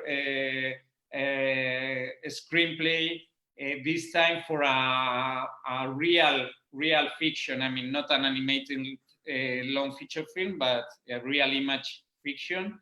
And then Jon and Aitor started to work in this screenplay, and then I came to this project too. So there was many voices, and it was the work in that screenplay. I think that was very shared. I mean, there were many discussions, and we spent Jon, Aitor, and I spent like 3 days in Christmas 2016, 2015 in a monastery. We were 3 days like apart from everything, just to write this screenplay. So that experience was different from Loreac, for instance. I mean, in Loreac was like I wrote like a screenplay, and then Jon and Aitor took it and made some changes, but we didn't do too many meetings and too many discussions. I don't know if I am explaining right myself. Yes. Yeah. No, and it's an interesting way. Yeah, if you can still write, or if it has affected, but it's really interesting, the whole dynamic, obviously. And you might be tired of answering all these questions, but working with Luis Verdejo as well, no, in the last case. Yeah. But yeah, it was mainly to know how it's affecting, if you can still Skype and Yes. write. Or we were really lucky because some others are like shooting or in post-production, and in our case it's like the moment of writing. So it is kind of a good thing of being in this confinement, or I don't know how you say it in English, but in this thing you cannot get out of the house. yes. You can write. Yes. And we are writing, and then obviously we have like these discussions via Skyping. Atención. Chema is here. ¡Hombre! Lo conseguimos. Hola, ¿me oís? Totalmente, sí. Vale, finalmente ha funcionado el teléfono. Ha sido el Vermut en el que más he sudado de mi vida, ¿eh? Okay, guys, you know everybody, Chema, you don't know Fiona. Fiona is going to translate for you Spanish, English, English, Spanish. Okay, thank you, Fiona. Okay, you're welcome. Chema, do you need Fiona to translate our questions from English to Spanish? If your pronunciation is bad, no. They're fine. I have this kind of accent from Vallecas that Yes. in the last 25 years goes stronger, you know? Chema, that background is famous worldwide now, no? Yes, man. No, it's not exact. No, it's not the same. It's not exactly the picture of mystery. It's another one that my grandmother found in the street, in the garbage. Alguien lo había tirado a la basura. Esto. Criminal. Someone had thrown it out, and my grandmother found it. So my grandmother called me and told me that I think that I'm watching now in the street something that you are going to like. She knows you and your cinema and yes. and Leo's taste very well. Yeah. And it's very, very big, and it was in the other side of the city. So we spent like 1 hour working with this in the back, you know. And now it's in my wall. This is the busiest Zoom Vermouth we've ever hosted, and it's so great to see you all there finally. Chema, when was the last time you saw the Moriartys? I think in San Sebastián, right? It was in this last San Sebastián Film Festival. Yes, they were with La Trinchera Infinita, and I was with a short film, Leyenda Dorada. Yes. Sure. Oh well, and we were talking. But I have met them like 11 or 12 years ago when we were making short films in this festival circuit in some festivals. So we have some. Tuvimos nuestros cortos a la vez en el circuito, ¿no? Entonces ahí ya nos hicimos amigos hace años. Yes, we were releasing our short films into the festival circuit at the same time, so we befriended each other. We were remembering a night in Carabanchel, Chema. Do you remember? That was there, no? In Carabanchel, in a bar. Yes. No, yes, I remember that I had an hotel the festival paid me a night of the hotel, and I went to the hotel just for 1 or 2 hours because we spent all the night like in a bar, and I have the bus to Elche early in the morning, so I just went to the hotel to see how was my room and let my room. That's what happens when you hang out with the Basques, no? With the Moriartys. Yes. Chema, I wanted to ask you one thing about your cinema, and is that, I mean, you touch on subjects that are mostly kind of, before we say science fiction, you talk about being invaded by people from outer space and people disappearing to other realities. But then the approach is so much local, it's so much reality, it's almost a documentary. And that, for me, make it sometimes scary, sometimes so believable that really you look backwards as if somebody was looking behind your shoulder. Is that yours? Is it you find inspiration somewhere else to do it? What is that? And remember, you can answer in Spanish and Fiona. Sí, esta es más difícil, la voy a contestar en español. Sí, a mí me gusta mucho, al final, mira, a mí me gusta mucho tanto o sea, a mí hay muchas cosas que son muy distintas entre sí que me gustan mucho, ¿no? La ciencia ficción, el costumbrismo, no trabajar con actores, mi ciudad, ¿no? Entonces lo que hago es, en vez de hacer una película de ciencia ficción, en vez de hacer una película costumbrista, en vez de tal, pues todo lo que me gusta a la vez, ¿no? Entonces, hago estas películas que son ciencia ficción, pero a la vez no lo parecen, pero están hechas aquí, sin actores. Entonces, todo eso crea esa tensión, ¿no?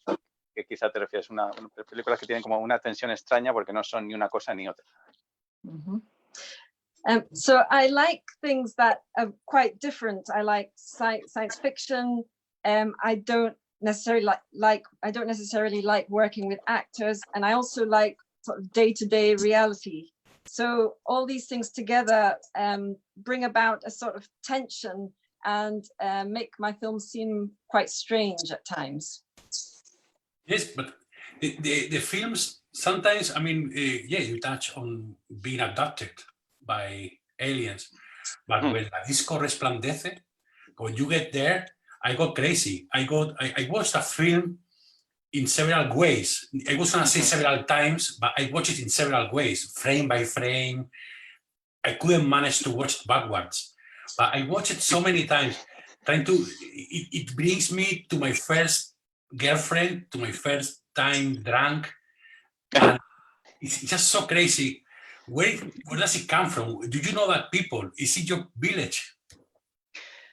Sí, no es exactamente Elche, pero es un sitio que está a 12 kilómetros de Elche. Es un pueblo de una comarca que se llama la Vega Baja del Segura, que está entre la provincia de Alicante y la provincia de Murcia, que, bueno, a mí me gusta mucho porque es un poco el levante español, la zona costera española, digamos, en su máximo esplendor. It's not my town. It's about 12 kilometers from Elche in an area called Vega Baja Segura. It's between Alicante and Murcia, and it really shows off the Spanish coast in all of its splendor. Sí, porque esa zona y en general todo el Levante ha tenido un pasado muy ligado al ocio y a las discotecas, ¿no? Concretamente. Entonces, ese pasado terminó. Entonces, ahora es muy común encontrar pues, una especie como de cementerio gigantesco de discotecas cerradas. In the past, this area was associated with sort of downtime and dancing and discos, and now that time has passed, it's really like a great big cemetery of old discos. Entonces, lo que quería hacer en ese corto era pues poner a una noche, ¿no? Digamos, de diversión en ese lugar donde ya terminó esa época, ¿no? Entonces, lo que vemos es esos chavales como flotando por un pasado que son eso, discotecas cerradas y vacío. So wanted to show what a night of fun in that place. People in this area of discos that are all closed because that era was over. That era of discos is over. Yeah, Chema. Sí. We know you're very proud of being from Elche, but we recently discovered you want to be Basque. Yeah. Is that correct? Sí, he llegado al tope, al máximo que uno puede esperar como cortometrajista, que es hacer un corto vasco. Yes, I've reached the pinnacle of short filmmaking, which is to be a Basque filmmaker. Sí, he hecho un corto codirigido con una persona vasca y producido por una persona vasca y que está en el catálogo de cortometrajes vascos. Así que, bueno, y yo me llamo Chema, o sea que en realidad ya lo tengo. Le pones la TX y listo. Pa'lante. Ibarra también es bastante vasco, o sea, vamos, totalmente metido.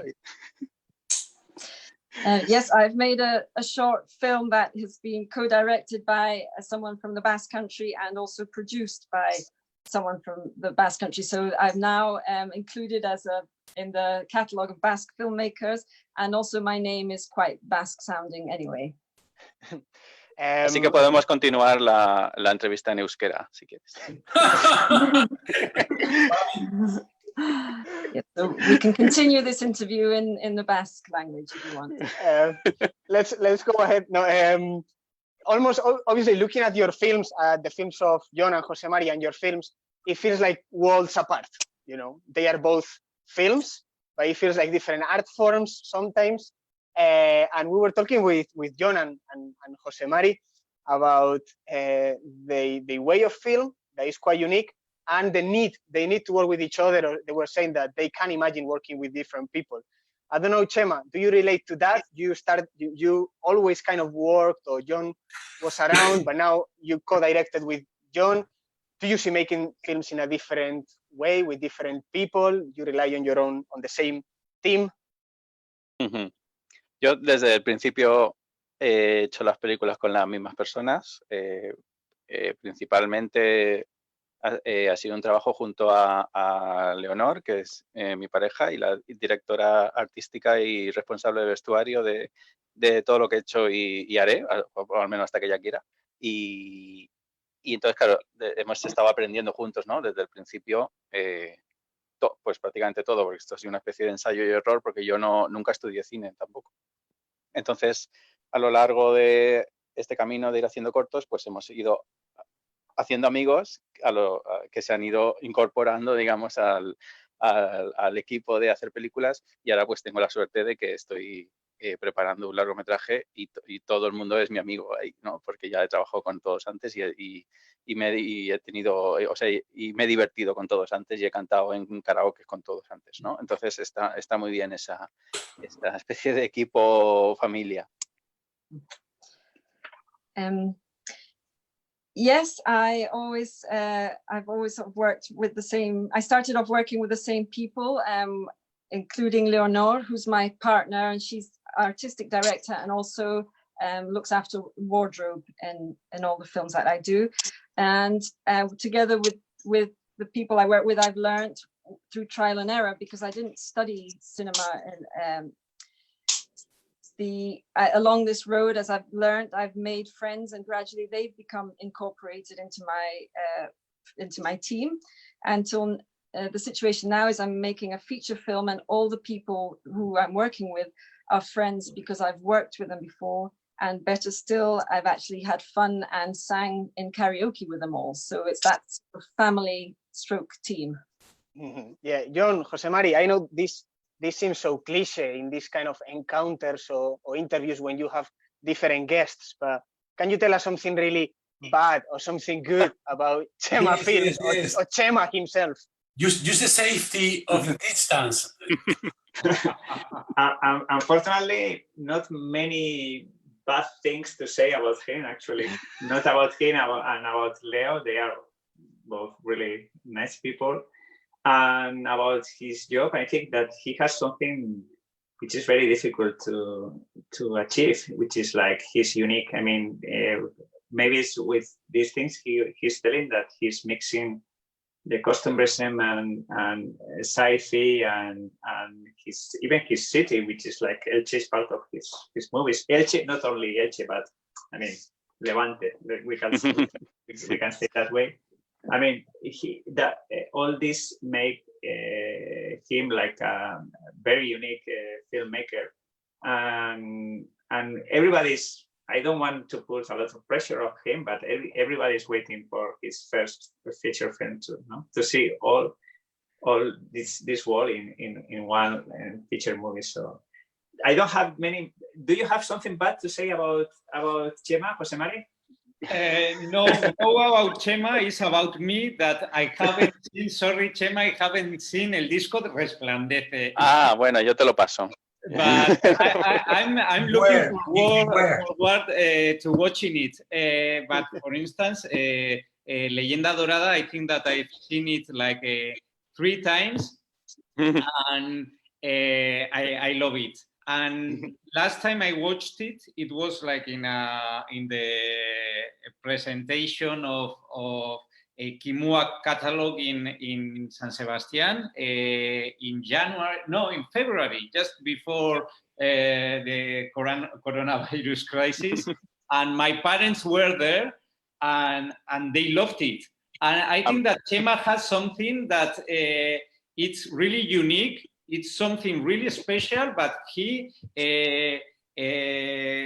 connects with everybody, I think, and it's not easy, I think, to have like a known voice, a really strong own voice, and to connect with people from any origin. I don't know if Yes, quite right. Por alusiones, Chema, and you can be ruthless. You don't have to be democratic or you know. Absolutely not. Algo de los Moriarty. Bueno, Algo de los malo. Sí, bueno, yo admiro muchísimo el primero que sean esta especie de grupo cooperativo, ¿no? Que es como una imagen bellísima en un mundo donde está tan presente el tema del ego, ¿no? Del director y de una película de esta persona, ¿no? Entonces, que haya esto, alguna vez lo he hablado con, creo que fue hace unos años, creo que lo hablé con Jon, porque yo en algún momento quise hacer algo parecido, me interesaba mucho el tema de cómo lo hacían ellos para tener esta especie de cooperativa y de o sea, no son Jon, son los Moriarty, ¿no? Eso me encanta, ¿no? Esa idea como del grupo, ¿no? Está por encima de los nombres, ¿no? Eso me parece bellísimo. I would like to say that I really admire the Moriarty because they work as a cooperative group, and I think that's a really great thing in today's world when we have, we see a lot of big egos and directors claiming things as my film. Years ago, I spoke with Jon because I was really curious to know how they did it, how they worked as a group, and they're not individuals, but they're very much a team. Y luego tengo una o sea, para mí, mi favorita de ellos, que me pareció una película maravillosa, es la de 80 Egunean. No sé cómo se dice 80 en euskera. Claro que sí. Así se dice. Que a mí me... vasco. Sí, hostia, me ha pillado. Mierda, me van a echar de Esquimua. Yo creo, no sé, es una película que he recomendado yo, vamos, desde que se hizo, ¿de qué año es? ¿De 2010? 2010. Pues llevo 9 años recomendando esa película, pero vamos, de una forma que es una para mí es mi favorita, que me gusta mucho, pero esa en concreto, ya os digo que soy como el gran recomendador de esa película. Tú eres como yo, es que si Cia Izpuru no está ahí, yo pierdo interés. Eso me ha pasado antes, ¿qué pasa aquí? Alberto y yo somos el club de fan de ICIA aquí en Escocia. Qué feliz le haréis, o sea, en cuanto sepa esto. Nos está reclamando un nuevo papel. Ah, mira. Ya los he contado, sí. Jonah. One of my favorite films is one that they have done, which is the 80 Egumean. I hope I've got that right. From 2010, and it's a film that I've recommended to lots of people. So I'm a really great supporter of that film because I recommend it so much. Yeah. Loads of people across the world. I know a lot of people messaged me in the last week saying that they saw La Trinchera Infinita in Netflix.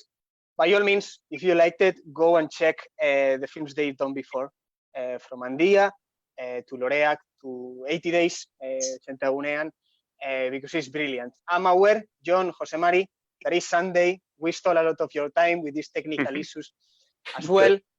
As Chema is saying, it's great to have someone like Moriarty, like you, working in the dynamic you do, understanding films in the dynamic you do, doing features, returning to short films, because I think it dignifies the profession, short film sector itself, and we're glad to have just people like you making films. And thanks for joining us today. Thanks a lot. I think we had a nice afternoon, so thank you. Yeah. And good luck. I'm sorry for the technical problem. It wasn't your fault, Maria. It wasn't your fault. I think it's the version of Zoom. Well, there is una propuesta indecente, no? An undecent proposal there that we hope to fulfill one day. I don't know if you remember CinemaAttic back in the day. There's so many festivals out there. We weren't there, Rafa and I, but I remember when I started, one of the first things I went to see here in Edinburgh was Lucio, the documentary. And so you know, my relationship with CinemaAttic started with Moriarty and with Lucio. So we keep a very close place in our hearts for you. Okay, nice. Very nice. Have a lovely Sunday, guys. All the best. Have you around. Bye. Bye. Igualmente. Bye, everybody. Bye. Thank you very much. Bye-bye. Bye. Chema, ya estamos solos Hey. en la intimidad.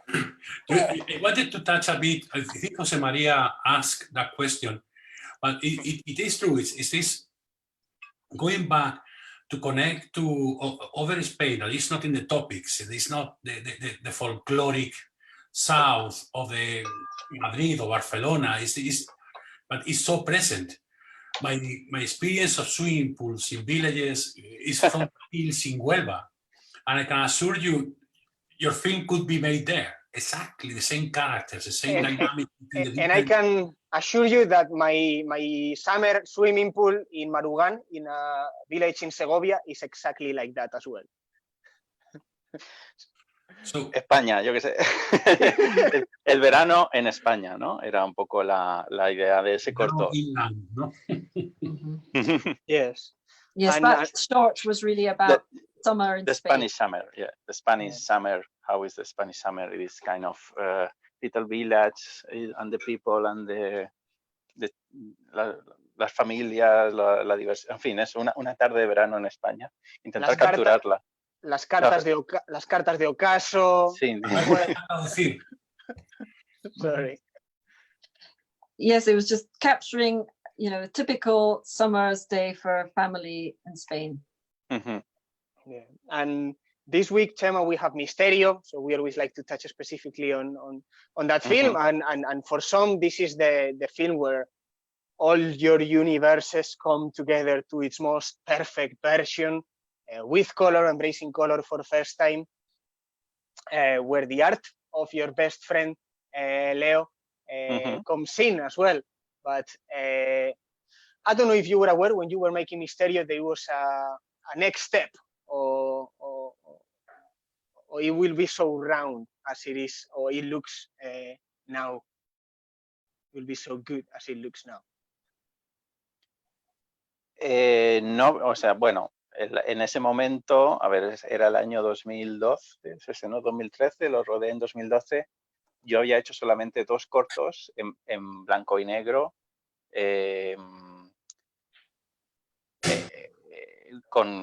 tenían una forma de narrar muy parecida, imágenes y una voz en off sobre ellos. Y bueno, en ese sentido sí que digamos que podría considerarse este corto como un paso, porque es un corto en color y donde por primera vez se basaba todo en personajes y diálogos, ¿no? Sin esa voz que estaba por ahí encima.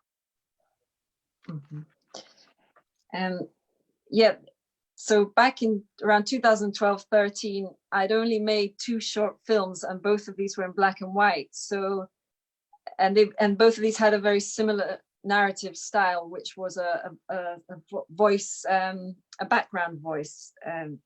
So mystery was, it could be seen as a step up. It was different from that. For one, it was in color, and it also had characters and dialogue instead of this background voice. Yes, and something obviously present in all your films, Chema, that we love, and we were discussing with Adriano last week, is the issue of representation of working classes in class in films, working class characters. And it's something that you don't need to be implicitly political and make a Ken Loach or a Dardenne brothers film. Your films go to sci-fi with a very subtle political context as well, representing those people in a different way that is not the typical political drama, no?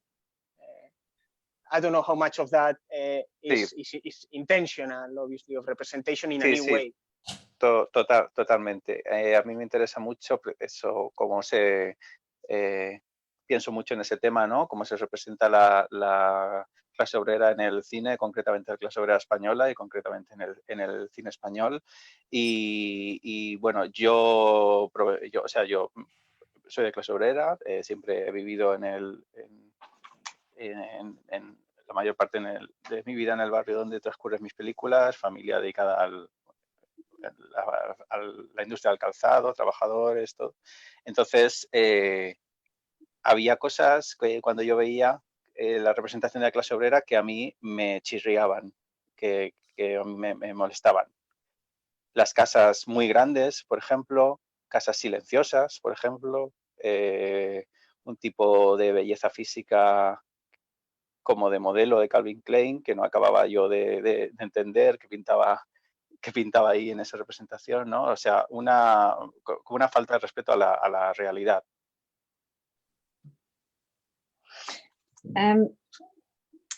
Yes, I think it's something that I think about a lot, how the working classes are portrayed particularly in traditional films in Spain.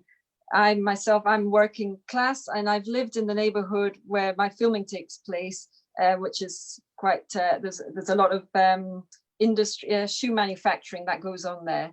So when I saw films that portrayed the working class, I didn't like a lot of aspects, such as people living in big houses, very quiet houses, beautiful people who looked like Calvin Klein models. To me, that seemed to show a lack of respect towards the reality of working class. Y luego a la vez una visión bastante paternalista, que es bastante común, de pues eso, situar, utilizar ese contexto de clase obrera para contar historias de la clase obrera, ¿no? Pues porque sí, porque es como Entonces a mí me interesaba mucho ese contexto como de película de Ken Loach, pero vamos a contar otra cosa, ¿no? Vamos a utilizar esto para contar otra cosa, que es lo más opuesto posible a que puedes encontrarte ahí, ¿no? Pues la ciencia ficción. Entonces vamos a intentar que en estas casas, en estos barrios, con esta gente que tiene estos trabajos y viste así y tal, vamos a ver si se puede hacer una película de ciencia ficción. Eso ha sido como lo que más me ha movido desde el principio, la persecución, digamos, de ese objetivo. I also saw that there was quite a paternalistic view of the working classes, and that the working classes were used only to show or to tell working class stories. So a bit like Ken Loach, I wanted to use the context of working classes, but to tell a very different story. And what could be more different than sci-fi? It's totally different, and it really I was very moved to pursue that goal of showing the working class in a very different light. Y luego siempre me preocupo mucho de que haya una fidelidad máxima a no solamente a los físicos, a los espacios, y me preocupa muchísimo los sonidos también, ¿no? Es muy común el tema de bueno, ya he dicho antes, las películas con un personaje obrero que vive en una casa muy grande, con muchísimo espacio, que eso ya chirría, pero sobre todo que es una casa silenciosa, ¿no? Entonces, en mi casa de toda la vida, siempre se ha escuchado los ruidos de los vecinos, ¿no? Porque es lo que la televisión encendida, tal. Pues a mí me interesa mucho ser muy fiel a eso. De hecho, en Misterio, continuamente, ¿no? Me preocupé de ese tema, ¿no? De que hubiera también una fidelidad, digamos, sonora a las casas. Entonces todo el rato estás escuchando ruido de vecinos, y en el caso de Misterio son vecinos reales, que yo pedí a mis amigos que grabaran a los que tuvieran vecinos que fueran ruidosos o tuvieran conversaciones o televisiones encendidas. Les pedí que lo grabaran, aunque se fuera con el móvil, para conseguir esa realidad máxima, ¿no? So it really worried me that there wasn't a true showing of the working classes in terms of the physical space they inhabit, and also the sounds that they hear. For example, I mentioned people living in big houses with silence around. That really bothered me. For example, in my house, we could always hear the noise of neighbors and, for example, the TV blaring. And I really wanted to be true to this reality. So in Mystery, the sounds that you hear are actually true sounds of neighbors, because I asked my friends to record the neighbors. So what you hear in that film are these recordings.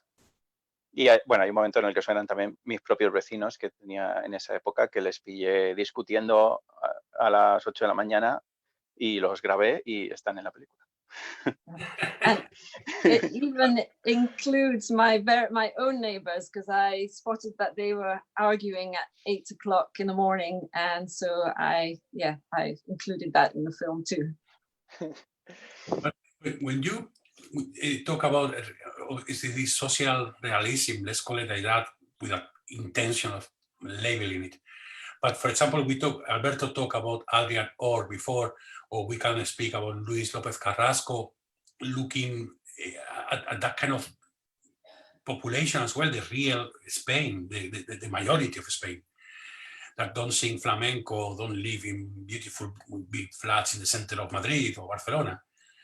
You go, as you said, to the other side of the coin, the fiction. You don't want to show the reality, but it is the biggest way to do it. I mean, your people, I identify with them so much, and even when I don't belong to those social groups, how that happened? How a history told with no ambition, with people who are apparently no ones, can work so well all over the planet?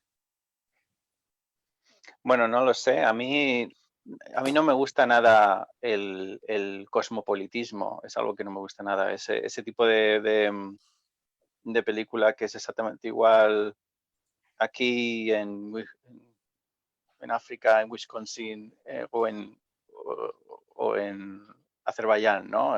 Ya el tipo de thriller que puede salir de cualquiera de esos sitios, ¿no? Ya sabes cómo va a estar rodado, unos códigos que se repiten, ¿no? Entonces a mí me gusta mucho las películas que celebran, que no solo no ocultan, sino que celebran lo local, lo propio, ¿no? Lo que tienes más cerca, que no se trata de replicar otras películas, sino de crear tu película a partir de las cosas que te rodean de una forma cercana, ¿no?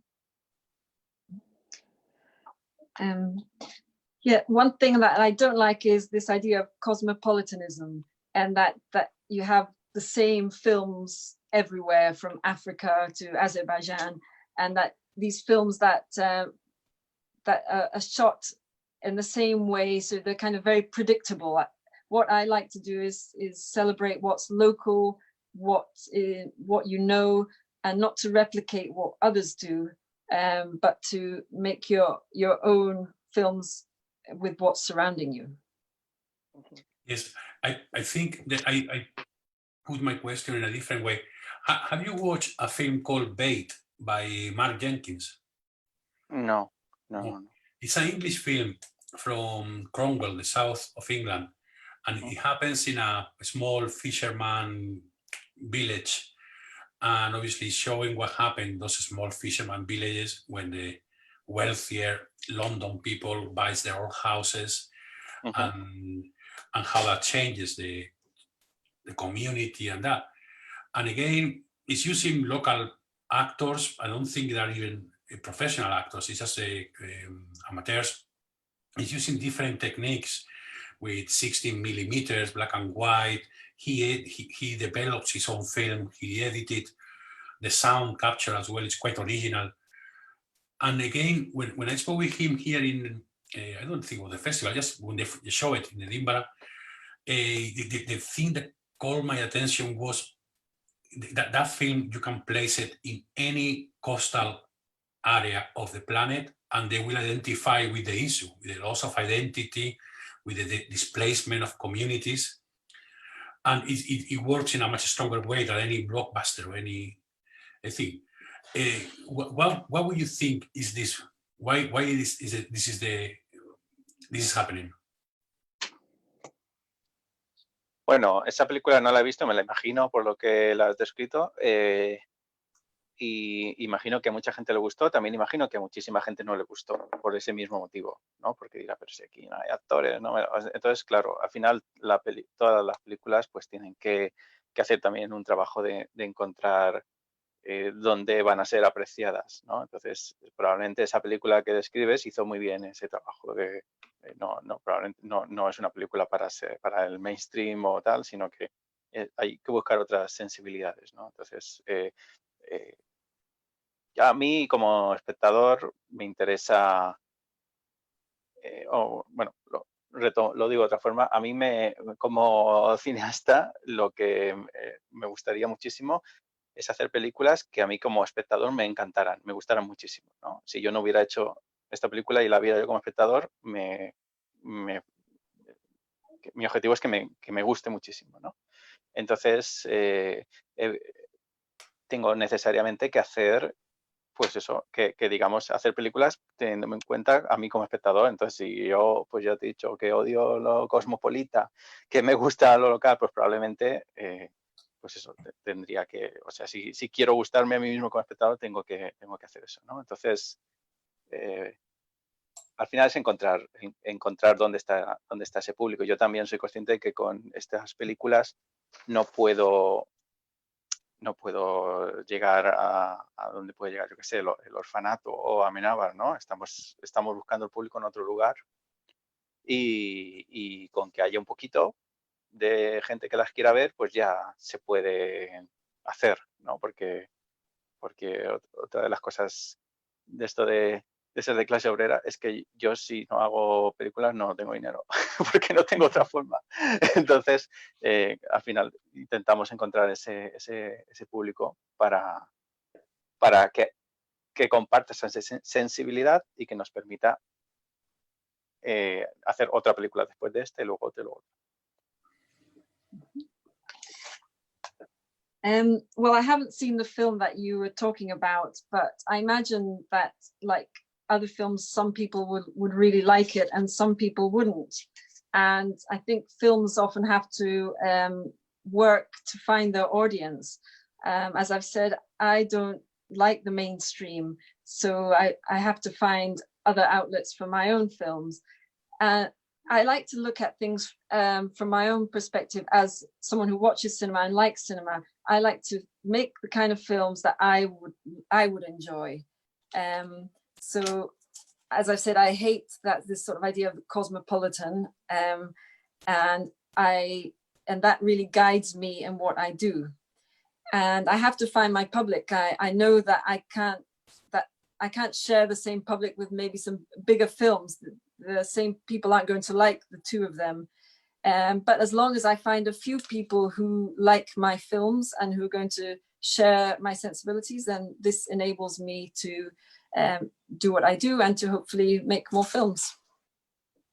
Obviously, and you made it because the films have traveled far and wide and, you know, top festivals in the world. But as Rafa was saying, and I think maintaining that element of representing working class, there is something unique of your cinema. I don't know how much is intentional. There is el contrapunto, no? The contrast between voice and image, and I think it's something we relate a lot.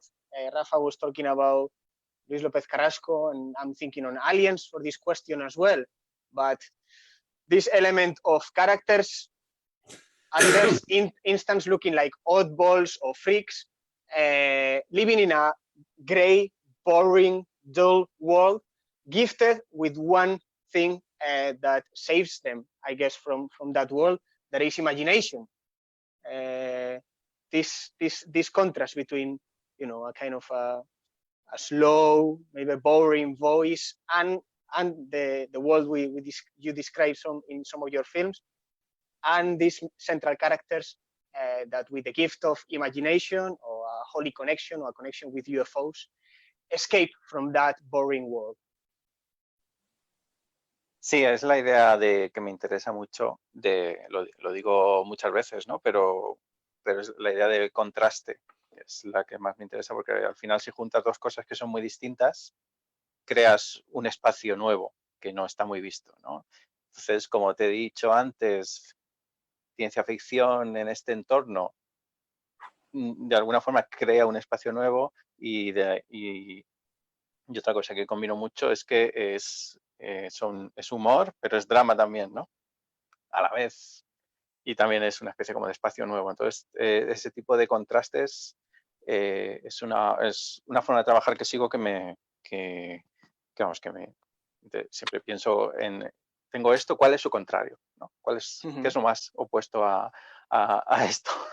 y busco, ¿no? Cómo combinar y cómo, pues eso, poner una balanza para quedarme justo en medio, ¿no? Es algo que me interesa mucho, sobre todo en el mundo de lo que es la comedia y el drama. El tipo de risa que empieza pero no acaba, porque no sabes realmente si te tienes que reír y que genera una incomodidad, pero a la vez es divertido, pero no debería serlo. Bueno, todo ese tipo de tensión es la que me interesa como espectador, como te digo, y por lo tanto también como cineasta. Yes, this idea of contrast is very interesting to me. And I like the idea of having these very different things, and then together they form new spaces. Example of this is the way I use sci-fi in the surroundings that the characters are in. This creates something new. And I also play with this in the use of humor and drama. There's also a contrast there. I often have an idea and I think, right, well, what's the opposite of this? And how can I combine those two? And how can I be somewhere in the middle of these two ideas? So my audience might laugh and then think, well, should I laugh? And then they feel a bit of discomfort. They might think it's funny, but maybe it shouldn't be funny. And this tension is something that really interests me, both as a filmmaker and also as someone who watches films as well. And a huge part, I don't know, is probably nap time, is la hora de la siesta, but a huge part of your films is the world that is created with the art of your best friend Leo. I don't know if she's around. We can say hello. Yeah. Let's see, because it's really hard to understand your films without that person at the other side. Leo. Hola. Hola, Leo. ¿Nos oyes? ¿Nos oyes o estamos en cascos, Chema? Sí, espera. ¿Nos oyes, Leo? No, ahora sí. ¿Qué tal? Hola. ¿Qué tal? Muy bien. How are you? Bien, bien. Good to see you. de vinos. Le hemos pedido a Chema hombre, que queríamos ver a Leo, porque además queríamos saber de que el mundo de Chema y las pelis de Chema no son nada sin el arte, sin los tapices, sin la decoración, sin las cartas ocaso, sin los cardados de las señoras. Entonces, no sé si hacer una peli de Chema o cada peli es distinta o el universo para ti. Estamos fascinados por esa parte artística del mundo de Chema, que obviamente eres tú la culpable, y quería saber, o sea, esa inspiración viene de ahí, se cultiva, se tiene. Y voy a dejar a Fiona que traduzca la pregunta, ¿vale? Para la gente en inglés que... Yes, we wanted to see you, Leo, because part of the appeal of the films is the background, the wardrobe, the textures, and that artistic side. And we want to know what is your inspiration for your input into the films. Pues la verdad es que mi inspiración es el pueblo, porque la verdad es que intento coger cosas que están donde rodamos, o vestuario que es de las propias personas, o sea, que falseo muy, muy poco, la verdad. Exagero mucho, eso también es verdad. Si me gusta algo, lo exagero hasta morir. Pero eso, es que solo tienes que mirar un poco. O sea, tampoco busco nada sofisticado y eso se nota. My inspiration is really the town. So I look around for what people really wear. I don't really have to pretend. I just look at what's around, but I often exaggerate it quite a lot. So I go quite over the top. And yeah, that's really my inspiration. I just look around at what's surrounding me. Yeah, and you may not be aware, Leo, but there are companies that cost or they paid a lot of money to recreate interior designs and restaurants and bars to look realistic, and they will be probably better off going to you, because the eye, and maybe unintentionally you're not aware, but the eye and the artistic world you have there is quite unique. Sí, que hay empresas que intentan recrear un interior muy realístico y deberían llamarte a ti porque tú tienes muy buen ojo para eso. Muchas gracias, pues sí que me llamen. Abierta contratación. Hoy, por favor, me lo como, pero ¿eso quién es? Hola. Es Joy. Me encanta. Sí. Parece una oveja, sí. Es mi intérprete de marciano. Él habla con otras gentes. Leo, ahora que te tenemos ahí, siempre has hecho el arte para las pelis de Chema, pero creo que estuviste haciendo el arte ahora para la de Panta, para la última de David Pantaleón. Y no sé, pregunta para ti, ¿te gustaría hacer para directores muy distintos, haciendo cosas muy distintas, que ya no son colegas, o no? Sí. ¿Sabes qué pasa? Que yo me divierto muchísimo haciendo cosas con Chema, pero cuando lo que me piden es muy normal, creo que me aburriría, ¿sabes? O sea, no podría, bueno, lo haría, pero hacer una cocina de Ikea o algo así, ¿sabes? Me aburriría un poco. Entonces, con Panta me he divertido muchísimo, porque Panta es muy guay también, tiene ese universo propio. Entonces, todo autor que tenga ese universo me interesa muchísimo.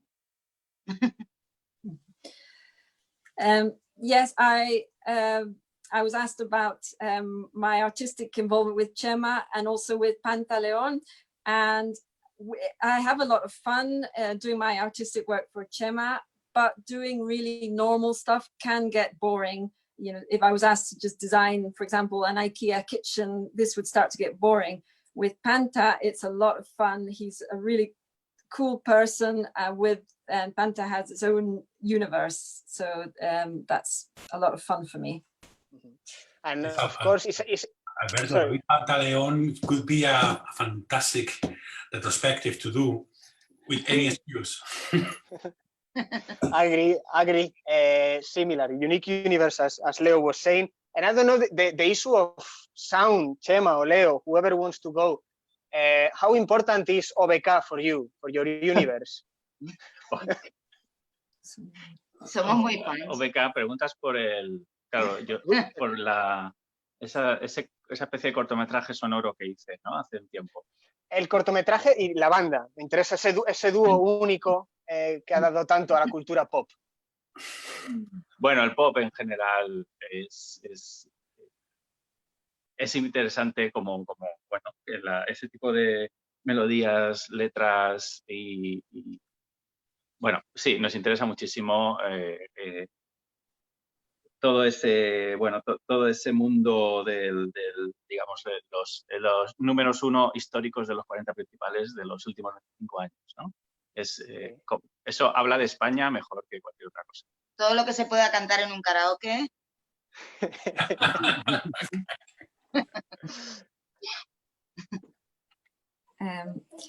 So in terms of the sound, or the soundtrack, Alberto, can you just repeat? Was it Obeka? You asked about Obeka. Is that?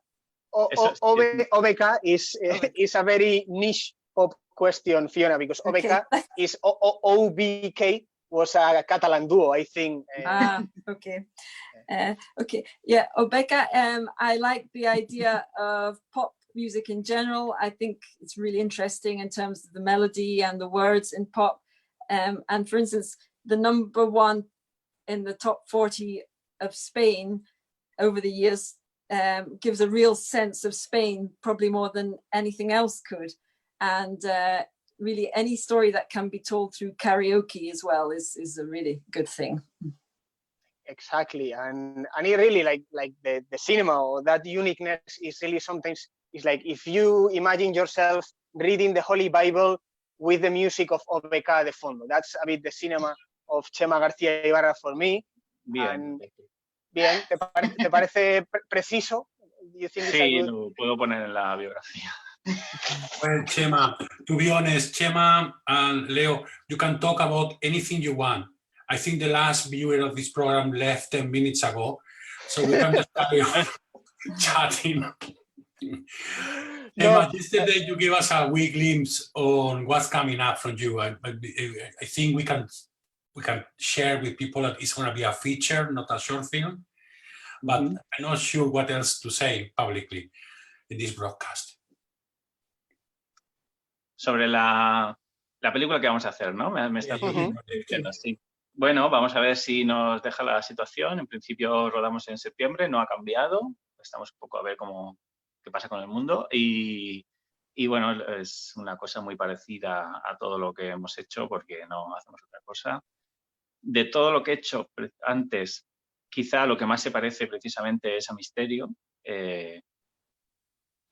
En cuanto a lo que es el guión y tal, pero visualmente quizás es algo entre Leyenda Dorada y La Disco Resplandece. Entonces va a ser una especie como de mezcla entre esas cosas. Y bueno, Jon de Sosa en la fotografía, Leonor Díaz en el arte y el vestuario, produce mucha gente, produce Leira Pellani desde el País Vasco, Miguel Bolina, Jaime Prince desde Valencia, es coproducción francesa y turca. Y también hay una productora francesa y una turca. Y bueno, todo el tema de la producción está yendo muy bien y ahora falta hacerla, claro. Well, what I'm working on at the moment is a film that we're hoping to start filming in September, if possible. It's similar to the others, and in particular to Mystery, although it has some similarities to my other work too. It's being produced by a team of people from different countries, including the Basque Country, different parts of Spain, the Basque Country, Valencia, and also from Turkey. That's correct, no? Valencian, Basque, Turkish, French co-production. That's very exotic. You are liked in every circle. How you manage that? No te... You are very much loved in every circle. First Kimuak, now Turkey. There's no limit to your charm. How you Tiene doing? que ver con mi piel aceitunada. Chema, we were talking about OBK and the Holy Bible. I don't know, this satirical approach to Catholic dogma is something obviously that Buñuel did in a different way, but I don't know how important is this in your films. In the background there, some of the layers in your film, that Catholic dogma of Spanish society. Sí, claro, es parte de la cultura española, tiene una belleza plástica que me interesa mucho, toda la simbología, los rituales, porque al final una misa es una especie como de ritual diario, ¿no? que forma parte ya de nuestra cultura, pero no deja de ser gente asistiendo a un señor con una túnica que está haciendo cosas, ¿no? Y es al final es una cosa como muy, muy bonita. Entonces, todo eso me interesa mucho y me interesan mucho también las contradicciones que genera y bueno, lo que dices de Buñuel, Buñuel es mi director favorito y básicamente gran parte de su cine se basa precisamente en esa exploración de esas contradicciones de lo católico y sobre todo de una forma como muy con mucho sentido del humor, ¿no? Que es lo que más admiro de Buñuel, que es siempre, continuamente, es divertido. Yeah, I'm really interested in the idea of exploring Catholicism because it's such an important part of Spanish culture. I really like exploring the symbolism and the rituals surrounding it, you know, how people run around relating to this man in a tunic, and also the contradictions inherent in Catholicism. And for that reason, Buñuel is another of my favorites. And I really like the way he explores these contradictions of Catholicism, and he injects a lot of humor into it too. I am slightly, Alberto and Chema, slightly worried that this program that's supposed to be 90 minutes is now crossing the 180 barrier. It's great to have this Vermouth. Alberto, where we were with this? I have one last question, maybe. I think it is related to Ulrich Seidel, obviously, and the obvious influence in your cinema, like others. You can think on the voice element of Werner Herzog. I remember reading or preparing a little bit for this Vermouth about the whole experience of discovering Ulrich Seidel, if I'm not wrong, in a festival in Sarajevo, and all that element maybe of being in a cinema room. I don't know if a cinema room is required to connect with a great author now that the world is changing, and after the coronavirus crisis, the theaters and the cinemas is going to be different. One question there, and the other one is, Chema, I don't know what you discovered recently. Maybe it's a filmmaker or an author, a writer, that you said, wow, this is a discovery, recent one.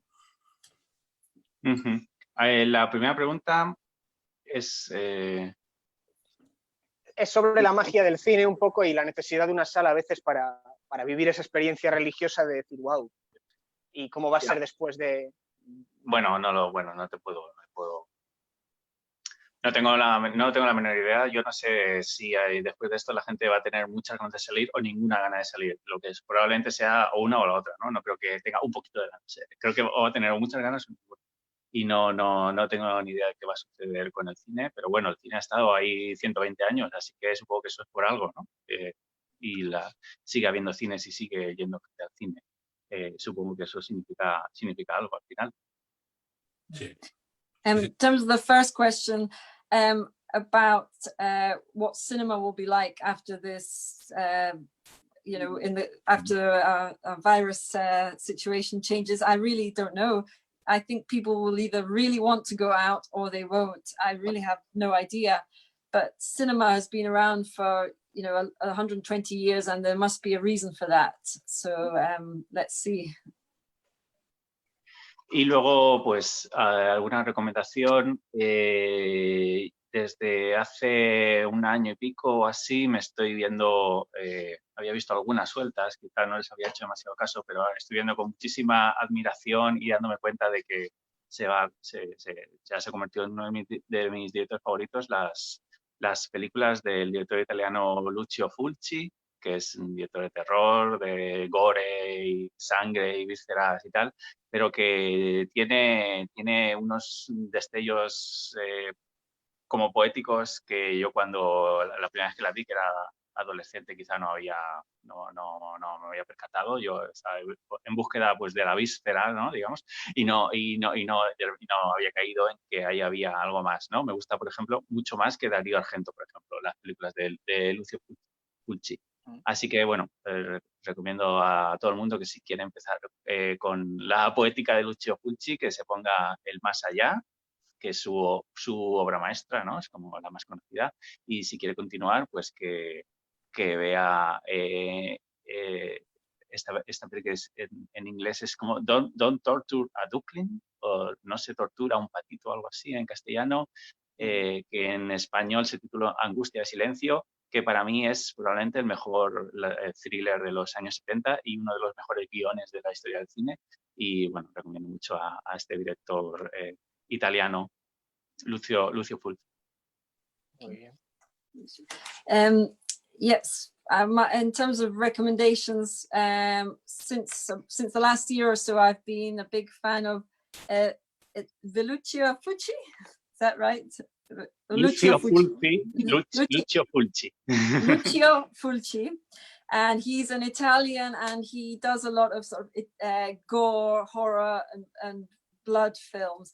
But he has quite a poetic side that I probably wouldn't have appreciated in my younger years.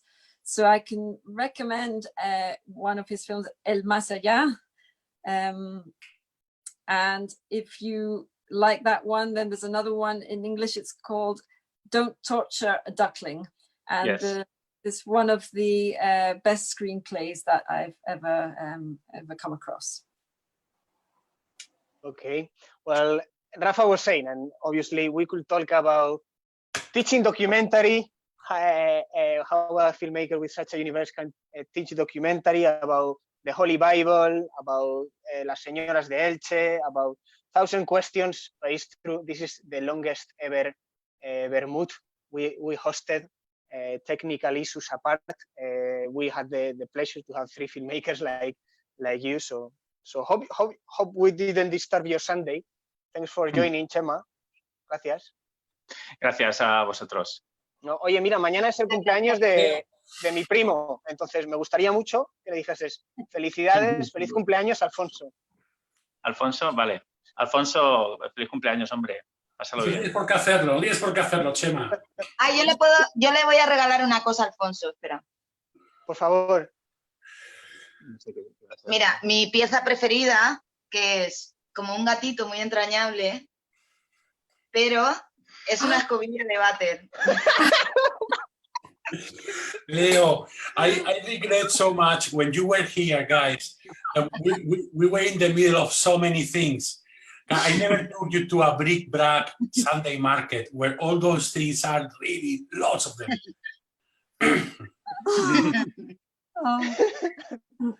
Pues I can only say, Leo, Chema, thanks for the surrealism. It's been the most surrealistic Vermouth.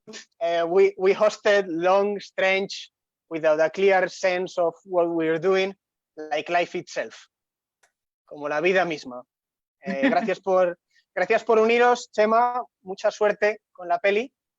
Muy bien, muchas gracias. Esperemos encontrar, ya conocéis Edimburgo, bueno, Glasgow y un poquito de Edimburgo, pero siempre estamos aquí para...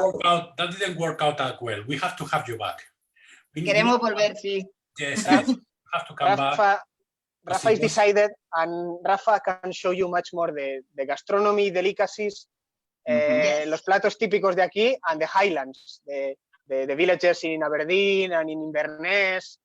I know 1 or 2 pubs as well, and some Sunday markets full of bric-a-brac and funny objects of ceramic. Pues nada, muy bien. Perfecto. Os dejamos, chicos. Buena suerte. Muchísimas gracias por uniros. Muchas gracias. Muchas gracias. Un abrazo grande. Hasta luego. Chao. Bye.